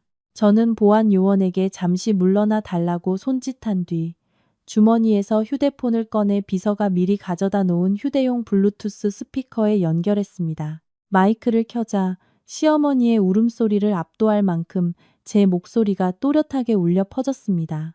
여러분, 그리고 어머님. 집안일을 이런 식으로 해결하시려는 점 매우 유감스럽게 생각합니다. 제가 바람을 피우고 부모님을 내쫓았다고요? 그렇다면 여기 계신 모든 분들 앞에서 증거를 보시죠. 과연 누가 바람을 피웠고 누가 사기꾼인지 말입니다. 저는 휴대폰을 높이 들고 어젯밤에 찾은 녹음 파일을 재생했습니다.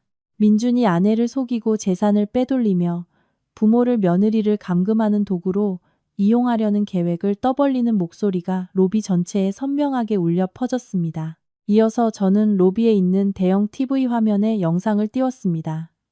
이미 건물 기술팀에 부탁해 연결해 둔 것이었습니다. 민준과 유나가 제주도에서 서로 껴안고 있는 사진과 내연녀에게 수억 원을 송금한 은행 거래 내역서가 화면을 가득 채웠습니다. 군중은 쥐 죽은 듯 조용해졌다가 웅성거림의 방향이 바뀌었습니다. 경멸의 눈초리는 이제 오숙자 여사님을 향했습니다. 알고 보니 아들이 바람난 거였네. 세상에 저런 쓰레기 남편이 다 있나. 출장 간다고 속이고 내연녀랑 놀러 가다니. 저 할머니도 보통이 아니네. 아들 잘못한 거 알면서 여기까지 와서 행패를 부리다니. 오숙자 여사님은 스피커에서 흘러나오는 아들의 목소리를 듣고 큰 화면에 아들이 낯선 여자와 껴안고 있는 사진을 보자 얼굴에서 핏기가 사라졌습니다. 그녀는 그 자리에 얼어붙었고 손에 들고 있던 피켓이 바닥으로 떨어졌습니다.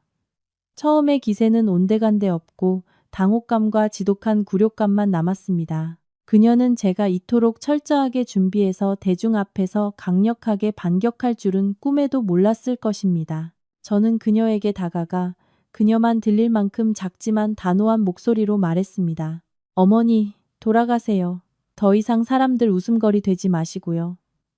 어머님 아들은 지금 제주도에서 파산했고 곧 법의 심판을 받을 거예요. 지금은 짐이나 챙기시는 게 좋을 거예요. 약속대로 3일 후에 저희 집에서 나가셔야 합니다. 말을 마친 뒤 저는 소란에 대해 사람들에게 사과하고 보안 요원에게 오숙자 여사님을 밖으로 내보내달라고 부탁했습니다. 오숙자 여사님은 군중의 야유 속에서 초라하게 걸어 나갔습니다. 그녀의 뒷모습은 눈에 띄게 늙고 쇠약해 보였습니다. 그녀의 역공은 처참하게 실패했고 저와 시댁 사이에 남은 마지막 정마저 완전히 끊어버렸습니다. 회사에서의 소동이 끝난 후 저는 사무실로 돌아와 문을 닫고 10분간의 정적을 즐겼습니다. 다음 수를 위해 고도의 집중력이 필요했습니다. 민준의 자금은 막혔고 시어머니는 망신을 당했습니다. 이제 문제의 근원을 처리할 때였습니다. 내연녀 최유나. 동현의 인맥을 통해 저는 유나의 고향인 전라도에 계신 그녀의 아버지 연락처를 알아냈습니다. 동현이 제공한 정보에 따르면 유나의 가족은 예의범절을 중시하는 가정으로 아버지는 퇴직한 교사이시고 어머니는 시장에서 작은 가게를 하신다고 했습니다. 그들은 순박하고 명예를 중시하며 서울에서 높은 연봉을 받으며 일하는 딸을 매우 자랑스러워했습니다. 분명 그들은 딸이 다른 사람의 가정을 파괴하는 제3자라는 사실을 전혀 모르고 있을 것입니다. 저는 차에 타서 완벽한 사생활 보호를 위해 창문을 모두 닫았습니다. 심호흡을 하고 전화를 걸었습니다. 세 번째 신호음이 울린 후 전라도 사투리가 섞인 중년 남성의 순박하고 부드러운 목소리가 들려왔습니다. 여보세요, 뉘신가요? 저는 목소리를 부드럽고 예의 바르게 조절했지만 필요한 단호함은 잃지 않았습니다. 안녕하세요, 아버님. 이 시간에 전화드려 죄송합니다. 저는 박민준 씨의 아내 이지혜라고 합니다. 따님인 최유나 양과 관련된 중요한 일로 말씀드릴 게 있어서 전화드렸습니다. 수화기 넘어가 잠시 조용해졌습니다. 아마 아버님은 민준이 누구인지 기억을 더듬고 계셨을 겁니다. 이내 그의 목소리가 조금 들떠서 들려왔습니다. 아, 우리 유나 남자친구라는 민준 군 말인가? 딸한테 얘기 들었네. 무슨 일인가? 젊은 애들끼리 싸웠나? 저는 속으로 한숨을 쉬었습니다. 역시 유나는 가족에게 민준이 미혼인 남자친구라고 거짓말을 했던 것입니다. 저는 늙은 아버지의 자존심에 상처를 입히듯 차분하게 한마디 한마디 설명했습니다. 아버님, 아버님께서 사실을 모르시는 것 같아 말씀드립니다. 박민준 씨는 제 법적 남편입니다. 저희는 결혼한 지 7년 됐고 서울에 살고 있습니다. 현재 최유나 양은 제 남편과 부적절한 관계를 맺고 있으며 두 사람은 지금 제주도에서 휴가를 보내고 있습니다. 수화기 너머로 아버님의 경악하는 목소리가 들려왔습니다. 지금 뭐시라고 했소? 우리 유나가 민준군은 미혼이고 큰 회사 사장이라 곧 결혼할 거라고 했는데 혹시 전화 잘못 건 거 아니요? 저는 최대한 평정심을 유지했습니다. 아닙니다, 아버님. 현재 최유나 양은 제 남편의 아이를 임신 중입니다. 하지만 제가 전화드린 것은 책임을 묻기 위함이 아니라 더 시급한 소식을 전해드리기 위해서입니다. 제 남편은 현재 사기, 재산 횡령 및 은닉 혐의로 경찰 조사를 받고 있습니다. 그의 계좌는 모두 동결되었고 파산 상태입니다. 최유나 양이 그와 함께 있다가 수사가 확대되면 법적으로 연루될 가능성이 매우 높습니다. 저는 아버님이 정보를 소화할 시간을 드리기 위해 잠시 말을 멈췄습니다. 그의 거친 숨소리와 옆에서 누구 전화요, 영감? 하고 묻는 아내의 목소리, 그리고 아버님이 조용히 좀요 하고 조용히 꾸짖는 소리가 들렸습니다. 아버님께서 교직에 계셨고 명예를 중시하는 가정이신 것을 압니다. 저는 이웃들에게 창피당하시도록 일을 크게 만들고 싶지 않습니다. 다만 아버님께서 유나 양에게 전화하셔서 정신 차리고 돌아오라고 설득해 주시길 바랍니다. 박민준 씨는 유나 양이 생각하는 그런 재벌이 아니라 곧 감옥에 갈 위기에 처한 사람입니다. 유나 양이 계속 그를 따라다닌다면 그녀의 인생 전체가 망가질 것입니다. 수화기 너머는 오랫동안 침묵이 흘렀고 무거운 숨소리만 들렸습니다. 이윽고 아버님의 떨리고 매인 목소리가 들려왔습니다. 고맙소. 알려줘서 정말 고맙소. 내가 자식 교육을 잘못 시켰구려. 당장 그 애를 불러드리겠소. 정말 미안하오. 정말 미안하오. 그는 전화를 끊었습니다. 저는 휴대폰을 내려놓으며 약간의 안타까움을 느꼈습니다.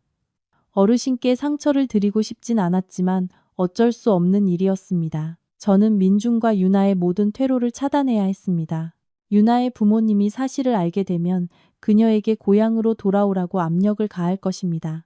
그리고 그녀가 민준이 가난하고 곧 감옥에 갈 처지라는 것을 알게 되면 가족의 압박까지 더해져 그 뱃속의 아이와 잘못된 사랑은 더 이상 설 자리가 없을 것입니다. 이 전화는 유나에게 심리적 타격을 주는 동시에 그녀가 더 늦기 전에 수렁에서 빠져나올 수 있도록 돕는 방법이기도 했습니다. 비록 제 자신의 이익을 보호하려는 동기에서 시작되었지만 말입니다. 3일이 빠르게 지나갔습니다. 예상대로 시부모님은 그릇 하나 옮기지 않고 아파트에서 버티고 있었습니다. 그들은 제가 겁만 줄 뿐 한국에서 시부모를 길거리로 내쫓을 며느리는 없다고 믿었을 겁니다. 불효막심하다는 손가락질이 두려워서라도 말입니다. 하지만 그들은 틀렸습니다. 예전에 저는 민준이 비행기에 오르던 그날 죽었습니다. 넷째 날 아침, 저는 오전에 휴가를 냈습니다. 혼자가 아니라 법원 집행관 사무소 직원 2명과 아파트 관리사무소 직원 2명과 함께 갔습니다. 아파트 문 앞에서 초인종을 눌렀습니다. 안에서는 아무 소리도 들리지 않았습니다. 하지만 TV 소리가 새어 나오는 것으로 보아 집에 있다는 것을 알 수 있었습니다. 초인종을 한 번 더 누르고 카드키로 문을 열었습니다. 하지만 문은 안에서 안전고리로 잠겨 있었습니다. 시아버지가 도전적인 목소리로 소리쳤습니다. 들어올 생각 마라. 내가 자물쇠 바꿨다. 내년 집안 전체가 와도 나를 못 쫓아낼걸. 이 집은 내 아들이 산 집이야. 내가 살 권리가 있어. 저는 집행관을 향해 고개를 끄덕였습니다. 그는 증거 영상 확보를 위해 카메라를 켜기 시작했습니다. 저는 문틈으로 차분하지만 단호한 목소리로 말했습니다. 아버님, 제가 3일의 시간을 드렸지만 협조하지 않으셨습니다. 이 집은 저와 민준 씨 공동명예입니다. 현재 민준 씨가 부재 중이므로 이곳에 있는 유일한 합법적 소유자는 저입니다. 두 분께서 불법으로 주거지를 점유하고 자물쇠를 무단으로 교체한 것은 위법 행위입니다. 오늘 저는 집행관과 관리사무소 직원분들을 모시고 집을 되찾으러 왔습니다. 문을 열지 않으시면 부득이하게 열쇠공을 불러 문을 부수고 보안 요원들이 강제로 들어갈 것입니다. 안에서는 여전히 침묵이 흘렀습니다. 저는 관리사무소의 열쇠공에게 작업을 지시했습니다. 드릴 소리가 요란하게 울렸고 5분 만에 잠금장치가 부서지고 문이 활짝 열렸습니다. 거실에는 시아버지와 시어머니가 제복을 입은 낯선 사람들이 들어오자 얼굴이 새하얗게 질려 소파에 웅크리고 앉아 있었습니다. 그들은 소리를 지르며 행패를 부리려 했지만 자신들을 향한 카메라와 보안 요원들의 엄숙한 표정을 보고는 주눅이 들었습니다. 저는 미리 준비해둔 종이 상자들을 가리켰습니다. 제가 포장이사 업체를 불렀습니다. 이분들이 두 분의 개인 짐을 싸는 것을 도와드릴 겁니다. 옷과 개인 소지품만 챙겨주시고 TV나 냉장고 같은 집안의 공동재산에는 손대지 마십시오.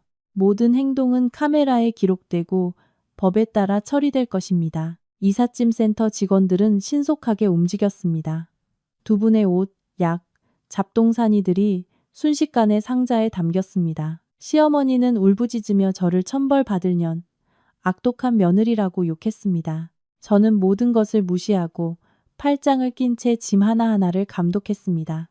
마지막 상자에 테이프가 붙여졌을 때 저는 시아버지에게 봉투 하나와 주소가 적힌 종이를 건넸습니다. 아버님, 어머님, 두 분께서 저를 어떻게 대하셨든 저는 마지막 도리는 다 하겠습니다. 이건 여기서 2km 떨어진 저렴한 여관 주소입니다. 제가 일주일치 숙박비를 미리 결제해뒀습니다. 민준 씨가 돌아와서 해결해 줄 때까지 혹은 고향으로 돌아가는 차를 탈 때까지 임시로 머무실 수 있습니다. 그리고 이건 식사비로 쓰시라고 드리는 20만 원입니다. 이 시간부로 이 집에서 두 분을 부양할 제 모든 책임은 끝났습니다. 시아버지는 분노로 손을 떨면서도 봉투를 주머니에 쑤셔 넣었습니다. 그는 마지막으로 저를 쏘아본 뒤 시어머니를 끌고 문 밖으로 나갔습니다. 두고 봐라. 너는 분명 천벌을 받을 거다. 저는 복도 너머로 그들의 뒷모습이 사라지는 것을 보며 마음이 가벼워졌습니다. 저는 열쇠공에게 현관문 잠금 장치를 최고 보안 등급의 지문 인식 도어락으로 교체하고 기존의 모든 지문을 삭제해달라고 요청했습니다. 삐리릭 하는 새 도어락 소리가 제 인생의 새로운 장을 알리는 종소리처럼 들렸습니다. 집은 이제 텅 비었지만 깨끗하고 안전해졌습니다. 저는 제 영토를 되찾았습니다. 제가 서울에서 뒷수습을 하는 동안 제주도의 민준 역시 인생 최악의 시간을 보내고 있었습니다. 돈이 없어 리조트에서 쫓겨난 후 유나는 말 한마디 없이 사라졌습니다. 민준은 아름다운 섬에 홀로 남겨졌고 주머니에는 몇만 원의 현금만 있을 뿐 모든 은행 카드는 정지되었습니다. 민준은 유나에게 전화를 걸었지만 전화기가 꺼져 있어 라는 안내만 나왔습니다. 부모님께 전화했더니 방금 집에서 쫓겨나 허름한 여관에서 울고 있다는 소식을 들었습니다. 민준은 자신이 모든 것을 잃었다는 것을, 더 이상 돌아갈 곳이 없다는 것을 깨달았습니다. 그는 현실과 마주하기 위해 서울로 돌아가야만 했습니다. 하지만 비행기 표 살 돈이 어디 있겠습니까? 갈 때 탔던 비즈니스 클래스는 이제 쓸모없는 신용카드로 예약한 것이었습니다. 그는 제주 시내로 나가 중고 명품 시계를 취급하는 전당포를 찾았습니다. 민주는 손목에서 시계를 풀었습니다. 4천만 원을 주고 산 롤렉스 서브마리너. 파트너를 만날 때마다 그의 자부심이었던 시계였습니다. 그는 시계를 유리 진열대 위에 올려놓고 쉰 목소리로 말했습니다. 사장님, 이거 얼마까지 받을 수 있나요? 정품이고 산지 일주일도 안 됐어요. 전당포 주인은 확대경으로 한참을 들여다보더니 비웃으며 말했습니다. 물건은 진짜 같은데 박스도 없고 보증서도 인증카드도 없네. 이런 건 그냥 작물 취급해서 사. 500만 원. 팔 거면 바로 현금 주고 아니면 도로 가져가. 민주는 경악했습니다. 너무 후려치시네요. 이거 4천만 원짜리라고요. 서류는 서울에 있는데 돌아가서 보내드릴게요. 최소 2천은 주셔야죠. 주인은 손을 내저으며 시계를 돌려주려 했습니다. 서류 없으면 출처 불분명한 물건이야. 어디서 훔쳐왔는지 누가 알아. 500이 마지막 가격이야. 안 팔 거면 다른 데 가봐. 배는 굶주리고 하늘은 비가 올 듯 어두운데 주머니에는 돈 한 푼 없었습니다. 민주는 이를 악물고 자신의 정신적 자존심이었던 시계를 원래 가치의 8분의 1도 안 되는 헐값에 팔기로 했습니다. 손에 쥔 500만 원을 보며 그는 극심한 비참함을 느꼈습니다. 며칠 전만 해도 이 돈은 그와 유나의 저녁 식사 한 끼 값에 불과했는데 이제는 집에 돌아갈 유일한 희망이었습니다. 민주는 공항에서 표를 샀습니다. 출발 직전이라 표값은 매우 비쌌고 화장실 옆 마지막 줄에 이코노미석밖에 남아있지 않았습니다. 비행기는 3시간이나 연착되었습니다. 민주는 공항 대기 의자에 멍하니 앉아 웃으며 지나가는 연인들을 보며 가슴이 찢어지는 듯 했습니다. 그는 며칠 전 이 공항에 위풍당당하게 내렸던 자신의 모습과 지금의 수염도 깎지 않고 옷은 구겨지고 초췌한 자신의 모습을 비교했습니다. 비행기에 타자 그는 땀냄새 나는 덩치 큰 남자 2명 사이에 끼어 앉아야 했습니다. 아이들의 울음소리와 이코노미석의 소음으로 머리가 터질 것 같았습니다. 기내식은 와인과 스테이크와는 거리가 먼 퍽퍽한 샌드위치와 작은 생수 한 병이 전부였습니다. 비행기는 억수같이 비가 내리는 인천공항에 착륙했습니다. 민주는 텅 빈 캐리어를 끌고 택시 승강장으로 나갔습니다. 고급 세단은 없었고 그는 낡은 택시를 잡아타고 서울로 향했습니다. 빗물로 흐려진 차창 너머로 서울은 잿빛이고 차갑게 보였습니다. 그는 진짜 폭풍은 창밖의 비가 아니라 그가 한때 주인이었던 집에서 그를 기다리고 있는 법적 폭풍과 징벌이라는 것을 알고 있었습니다. 폭풍 후 같았던 비행은 그를 천국에서 그가 마땅히 받아야 할 지옥으로 데려다 주었습니다. 택시는 서울 구로동의 깊고 어두운 골목에 민준을 내려주었습니다. 서울의 비는 여전히 추적추적 내렸고 콘크리트 길은 검은 무릉덩이로 얼룩져 있었습니다. 민준은 텅 빈 캐리어를 끌었습니다. 그의 명품 옷은 이제 구겨지고 땀과 빗물이 섞인 시큼한 냄새를 풍겼습니다. 그는 제가 부모님께 남긴 쪽지에 적힌 주소 평화여관 앞에 섰습니다. 이름이 모든 것을 말해주고 있었습니다. 벽에 페인트가 벗겨진 허름한 건물이었고 1층에는 시끄러운 찻집이 있었습니다. 민준이 망설이며 안으로 들어서자 퀴퀴한 곰팡이 냄새가 코를 찔렀습니다. 그는 여관 주인에게 박철수, 오숙자 씨의 방을 물었습니다. 주인은 의심스러운 눈초리로 그를 훑어보더니 턱으로 3층을 가리켰습니다. 민주는 좁고 어두운 계단을 올랐습니다. 302 호실 문 앞에서 어머니의 흐느끼는 소리가 들려왔습니다. 민준이 문을 열고 들어섰습니다. 방은 약 5평 남짓했고 낡은 더블 침대 하나와 삐걱거리는 플라스틱 옷장 하나가 겨우 들어가 있었습니다. 아버지는 방구석에서 담배를 피우고 있었고 어머니는 벽을 보고 누워 울고 있었습니다. 아들이 돌아온 것을 본 오숙자 여사님은 벌떡 일어나 민준을 껴안았습니다. 그녀는 눈물 콧물을 쏟으며 울부짖었습니다. 아들아, 이제 왔구나. 내 마누라가 이 애미 애비를 이렇게 대했다. 한밤중에 집에서 내쫓고 이런 쥐구멍에 쳐넣었어. 네가 가서 그년을 다시 교육시켜야 해. 집을 되찾아와야 한다고. 민주는 어머니의 손을 풀고 침대 끝에 털썩 주저앉았습니다. 침대가 삐걱 소리를 냈습니다. 그는 허름한 방을 둘러보고 초라한 늙은 부모를 보았습니다. 분노와 수치심, 무력감이 솟구쳤습니다. 그는 어머니를 위로할 힘도 무언가를 약속할 면목도 없었습니다.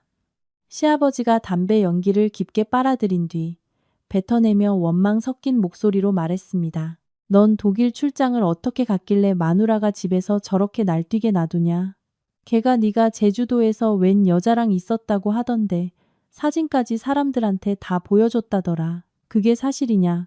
사실대로 말해봐라. 민주는 고개를 숙이고 두 손으로 머리를 감쌌습니다. 그의 침묵이 가장 확실한 대답이었습니다. 오숙자 여사님은 경악하며 아들의 손을 놓고 더듬거리며 물었습니다. 그럼 진짜란 말이냐? 출장 간 게 아니었어? 너 마누라랑 이 애미 애비까지 다 속인 거였어? 민준이 짜증 섞인 목소리로 소리쳤습니다. 네, 독일 안 갔어요. 유나랑 제주도 갔어요. 하지만 다 계획이 있었는데 이지혜 걔가 한 수 위였어요. 카드 다 맞고 재산 동결시키고 경찰에 신고하고. 이제 저 빈털털이에요, 어머니. 시아버지는 그 말을 듣고 담뱃대를 바닥에 쾅 내던졌습니다. 그는 민준의 얼굴을 가리키며 심하게 욕했습니다. 이 멍청한 놈아, 예쁜 마누라, 좋은 집 다 놔두고 여우 같은 년 말에 넘어가? 이제 꼴 좋다.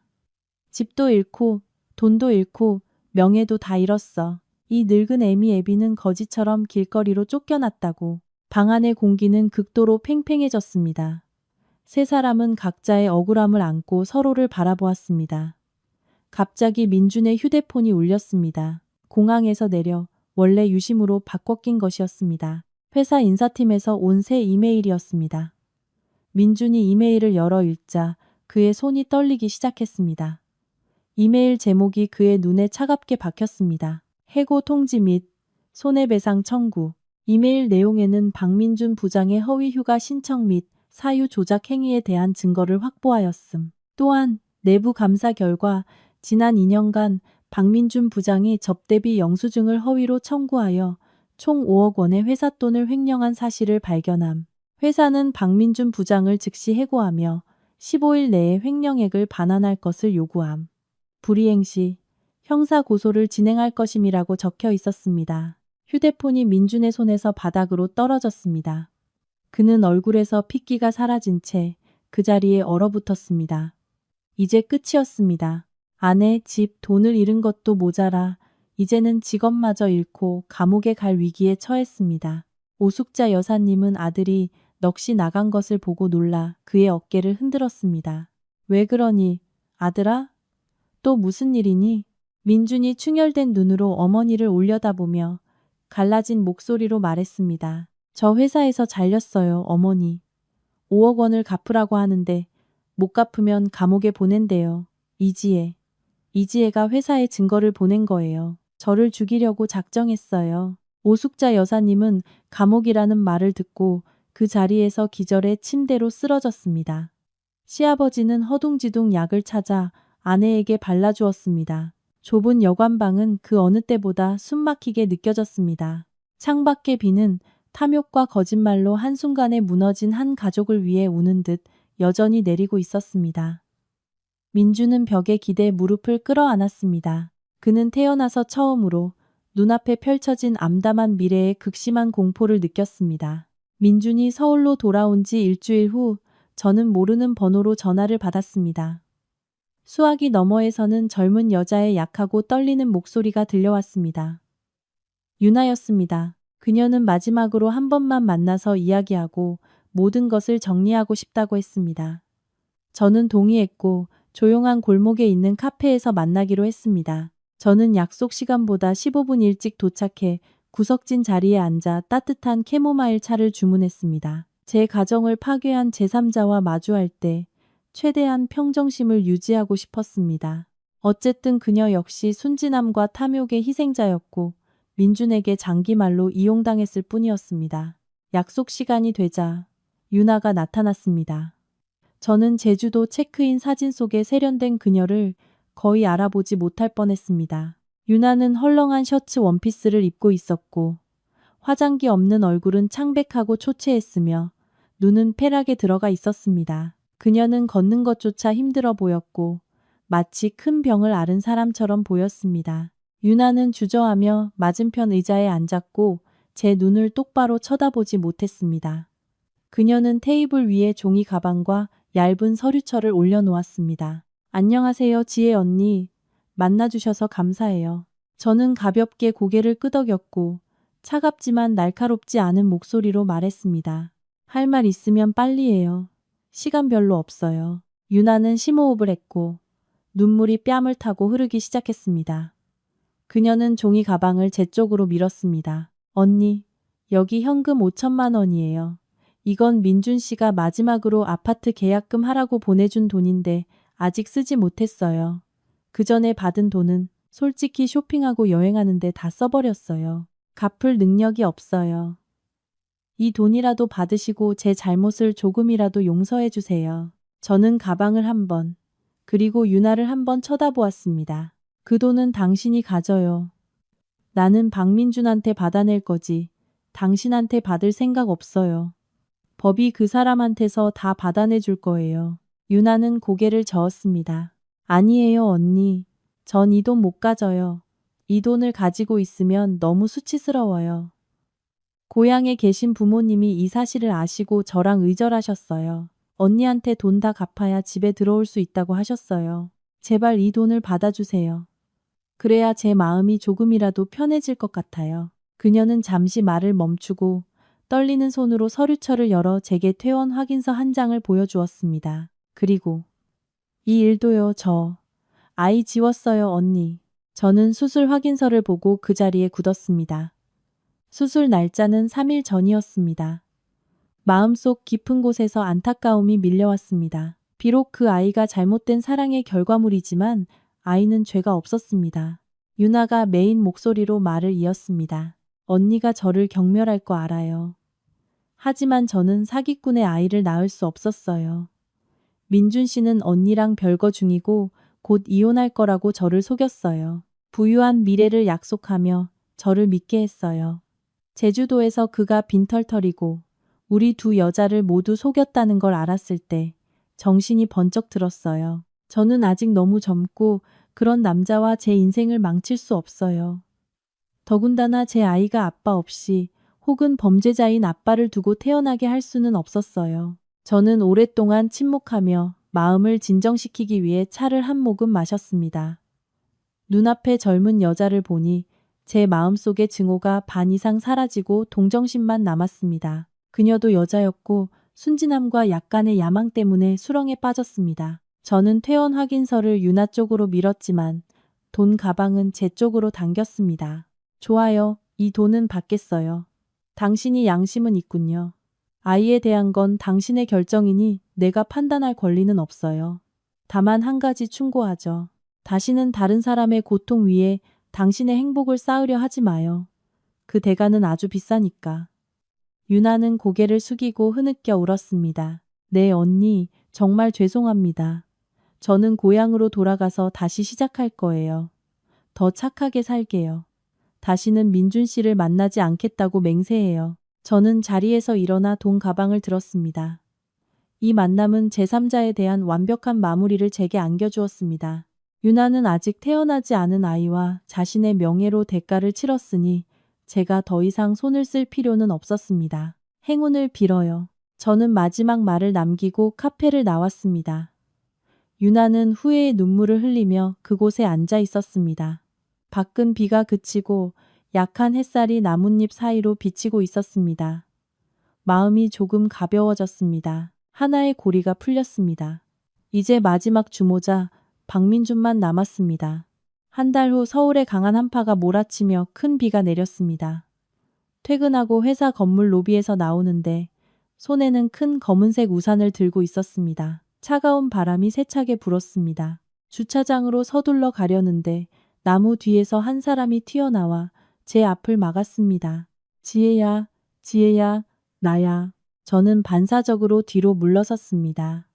희미한 가로등 불빛과 하얀 빗줄기 속에서 민준을 알아보았습니다. 하지만 오늘의 민준은 제가 거의 알아보지 못할 정도로 비참한 모습이었습니다. 그는 얇고 흠뻑 젖은 바람막이를 입고 있었고 덥수룩한 수염이 얼굴을 뒤덮었으며 두 눈은 내탁에 들어가 있었습니다.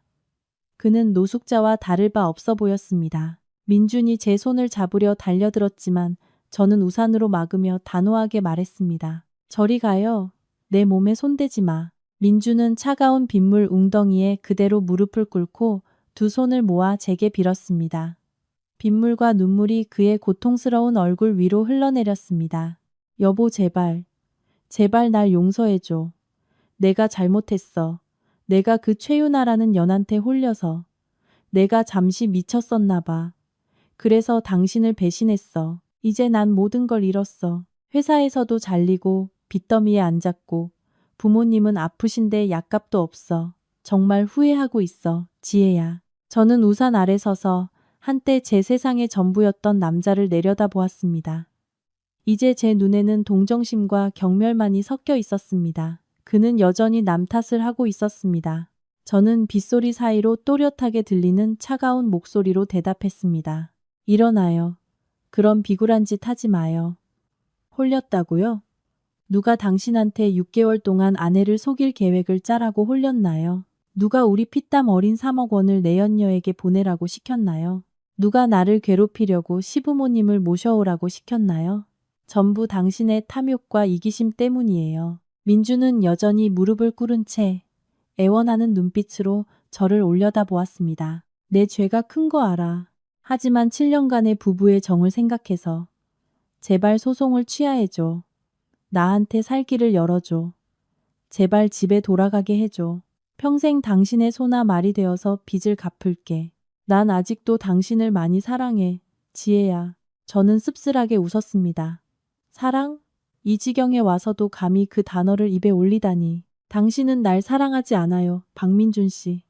당신은 나라는 ATM 기계와 나라는 공짜 가사 도우미를 사랑했을 뿐이죠. 당신은 지금의 호화로웠던 삶을 그리워하는 거지. 나한테 미안해하는 게 아니에요. 유나는 저한테 5천만 원을 돌려줬어요. 그 여자가 당신보다 자존심은 있네요. 5천만 원이라는 말에 민준의 눈에 탐욕스러운 희망의 빛이 스쳤습니다. 그럼 돈이 있네. 나 회사 빚 갚는 것 좀 도와줄 수 없을까? 내가 감옥만 안 가면 당신이랑 다시 시작할 수 있어. 저는 고개를 저으며 한 걸음 물러서 단호하게 돌아섰습니다. 그 돈은 당신이 빼돌린 빚에서 제할 거예요. 회사 빚은 당신이 알아서 해결해요. 우리 다음 주에 법원에서 봅시다. 다시는 내 앞에 나타나지 마요. 그러지 않으면 보안 요원을 불러서 당신을 끌고 가게 할 거예요. 저는 차를 향해 빠르게 걸어갔고 빗속에서 울부짖는 민준을 뒤로했습니다. 지혜야, 날 버리지 마. 지혜야. 저는 차 문을 쾅 닫고 잠갔습니다. 따뜻하고 건조한 차 안에서 백미러를 통해 민준을 보았습니다. 그는 버려진 들개처럼 초라하게 그 자리에 무릎을 꿇고 있었습니다. 그 모습이 제 마음을 아프게 했지만 그것은 제가 돌아가야 할 이유가 아니라 이별이 제 인생 최고의 결정이었음을 상기시켜주기 위함이었습니다. 오늘 밤의 비가 이 결혼 생활의 마지막 찌꺼기를 깨끗이 씻어낼 것입니다. 드디어 재판 날이 왔습니다. 맑고 화창한 가을 아침이었습니다. 저는 세련된 검은색 정장을 입고 머리를 단정하게 올리고 옅지만 권위 있어 보이는 화장을 했습니다. 제 옆에는 두꺼운 서류 뭉치를 든 윤 변호사님이 있었습니다. 법정은 장엄했고 강력한 에어컨 바람에 차가운 공기가 흘렀습니다. 민주는 반대편 자리에 몸을 웅크리고 고개를 숙인 채 앉아 있었습니다. 그는 낡고 구겨진 셔츠를 입고 있었고 변호사를 고용할 돈이 없어 혼자였습니다. 그는 2달 전보다 10년은 더 늙어 보였습니다. 민준의 부모님은 오지 않았습니다. 시아버지는 고혈압으로 입원했고 시어머니는 창피해서 집 밖으로 나오지 못한다고 들었습니다. 판사가 재판을 시작했습니다. 행정 절차가 끝난 후 본격적인 심리가 시작되었습니다. 민준은 더듬거리며 마지막 남은 재산을 지키려 애썼습니다. 재판장님, 제가 감정적으로 실수를 저지른 것은 인정합니다. 하지만 제가 이체한 3억 원은 최윤아 씨와 함께 사업에 투자했다가 손해를 본 돈이지 재산을 빼돌린 것이 아닙니다. 현재 살고 있는 집에도 제 기여분이 있으니 재산을 절반으로 나눠주시길 요청합니다. 윤 변호사님이 위풍당당하게 일어섰습니다. 그의 목소리가 법정에 울려 퍼졌습니다. 재판장님, 저희는 피고의 주장을 전면 부인합니다. 증거 1호 은행 거래 내역서를 제출합니다. 이체 내역을 보면 어떤 투자 계약도 없이 개인적인 소비를 위한 송금이었음을 알 수 있습니다. 증거 2호, 피고가 직접 재산 탈취와 아내를 기만할 계획을 인정한 녹음 파일을 제출합니다. 증거 3호, 주택 구입 자금의 출처가 원고의 부모님이 딸에게만 증여한 것임을 증명하는 공증된 서류를 제출합니다. 법정에서 녹음 파일이 재생되자 민준은 책상에 고개를 파묻었고 두 귀는 새빨개졌습니다. 그의 계산적이고 악독한 말들이 선명하게 울려 퍼져 재판부와 방청객 모두 고개를 저었습니다. 판사가 엄숙한 눈빛으로 민준을 보았습니다. 피고, 이 녹음 파일에 대해 할 말 있습니까? 민준은 작은 목소리로 대답했습니다. 할 말 없습니다. 이어서 윤 변호사님은 민준이 혼인서약을 위반하고 부정한 관계로 제3자가 임신 비록 중절했지만 하게 했으며 가족을 이용한 압박으로 원고에게 정신적 폭력을 가한 행위에 대한 증거들을 제출했습니다. 2시간의 긴장된 재판 끝에 재판부는 판결을 위해 휴정했습니다.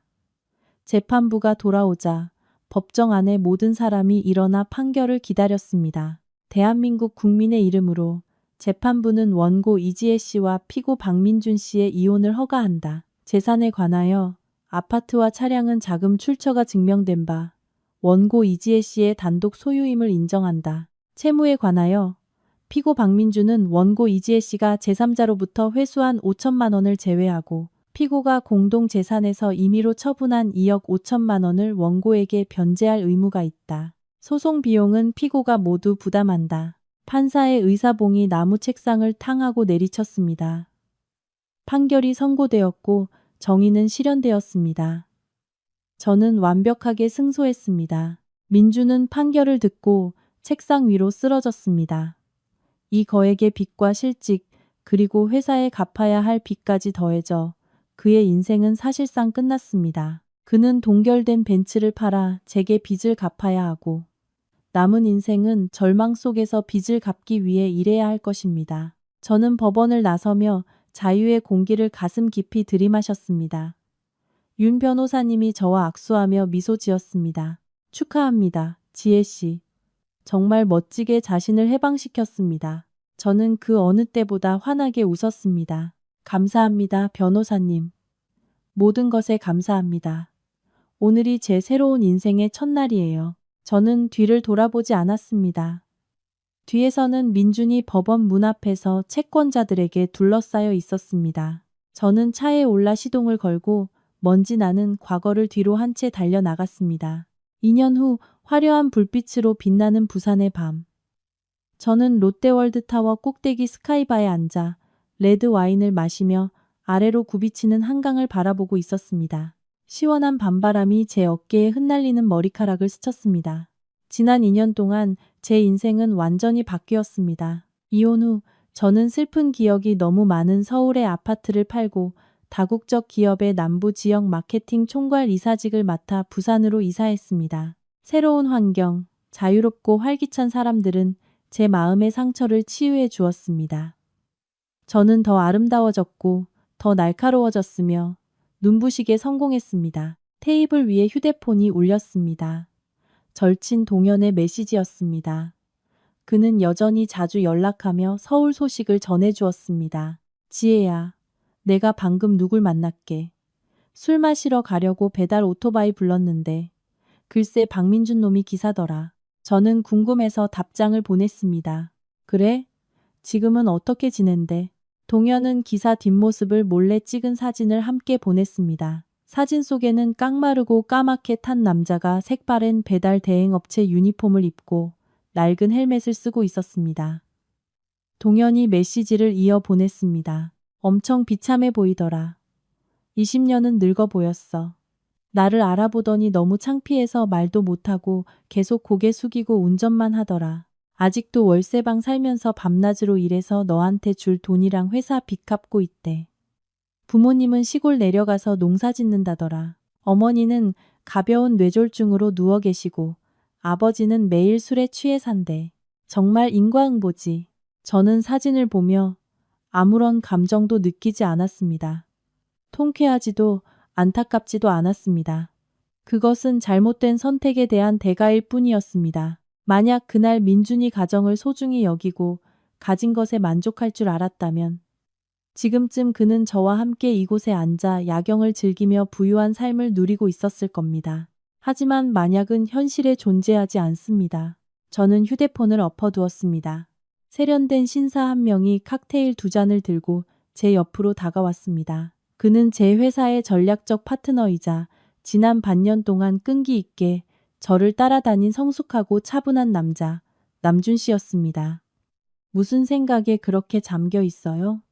남준 씨가 제 앞에 잔을 내려놓으며 부드럽게 물었습니다. 저는 고개를 들어 그를 보며 미소 지었습니다. 그냥 과거 생각을 잠깐 했어요. 이제 다 끝났지만요. 남준 씨는 잔을 들고 따뜻한 눈빛으로 저를 바라보았습니다. 과거는 배우기 위한 것이지 후회하기 위한 게 아니에요. 자, 우리의 빛나는 미래를 위해 건배하죠. 저는 잔을 들어 그의 잔에 가볍게 부딪혔습니다. 유리가 부딪히는 소리가 경쾌하게 울렸습니다. 자유롭고 행복한 새로운 인생을 위하여.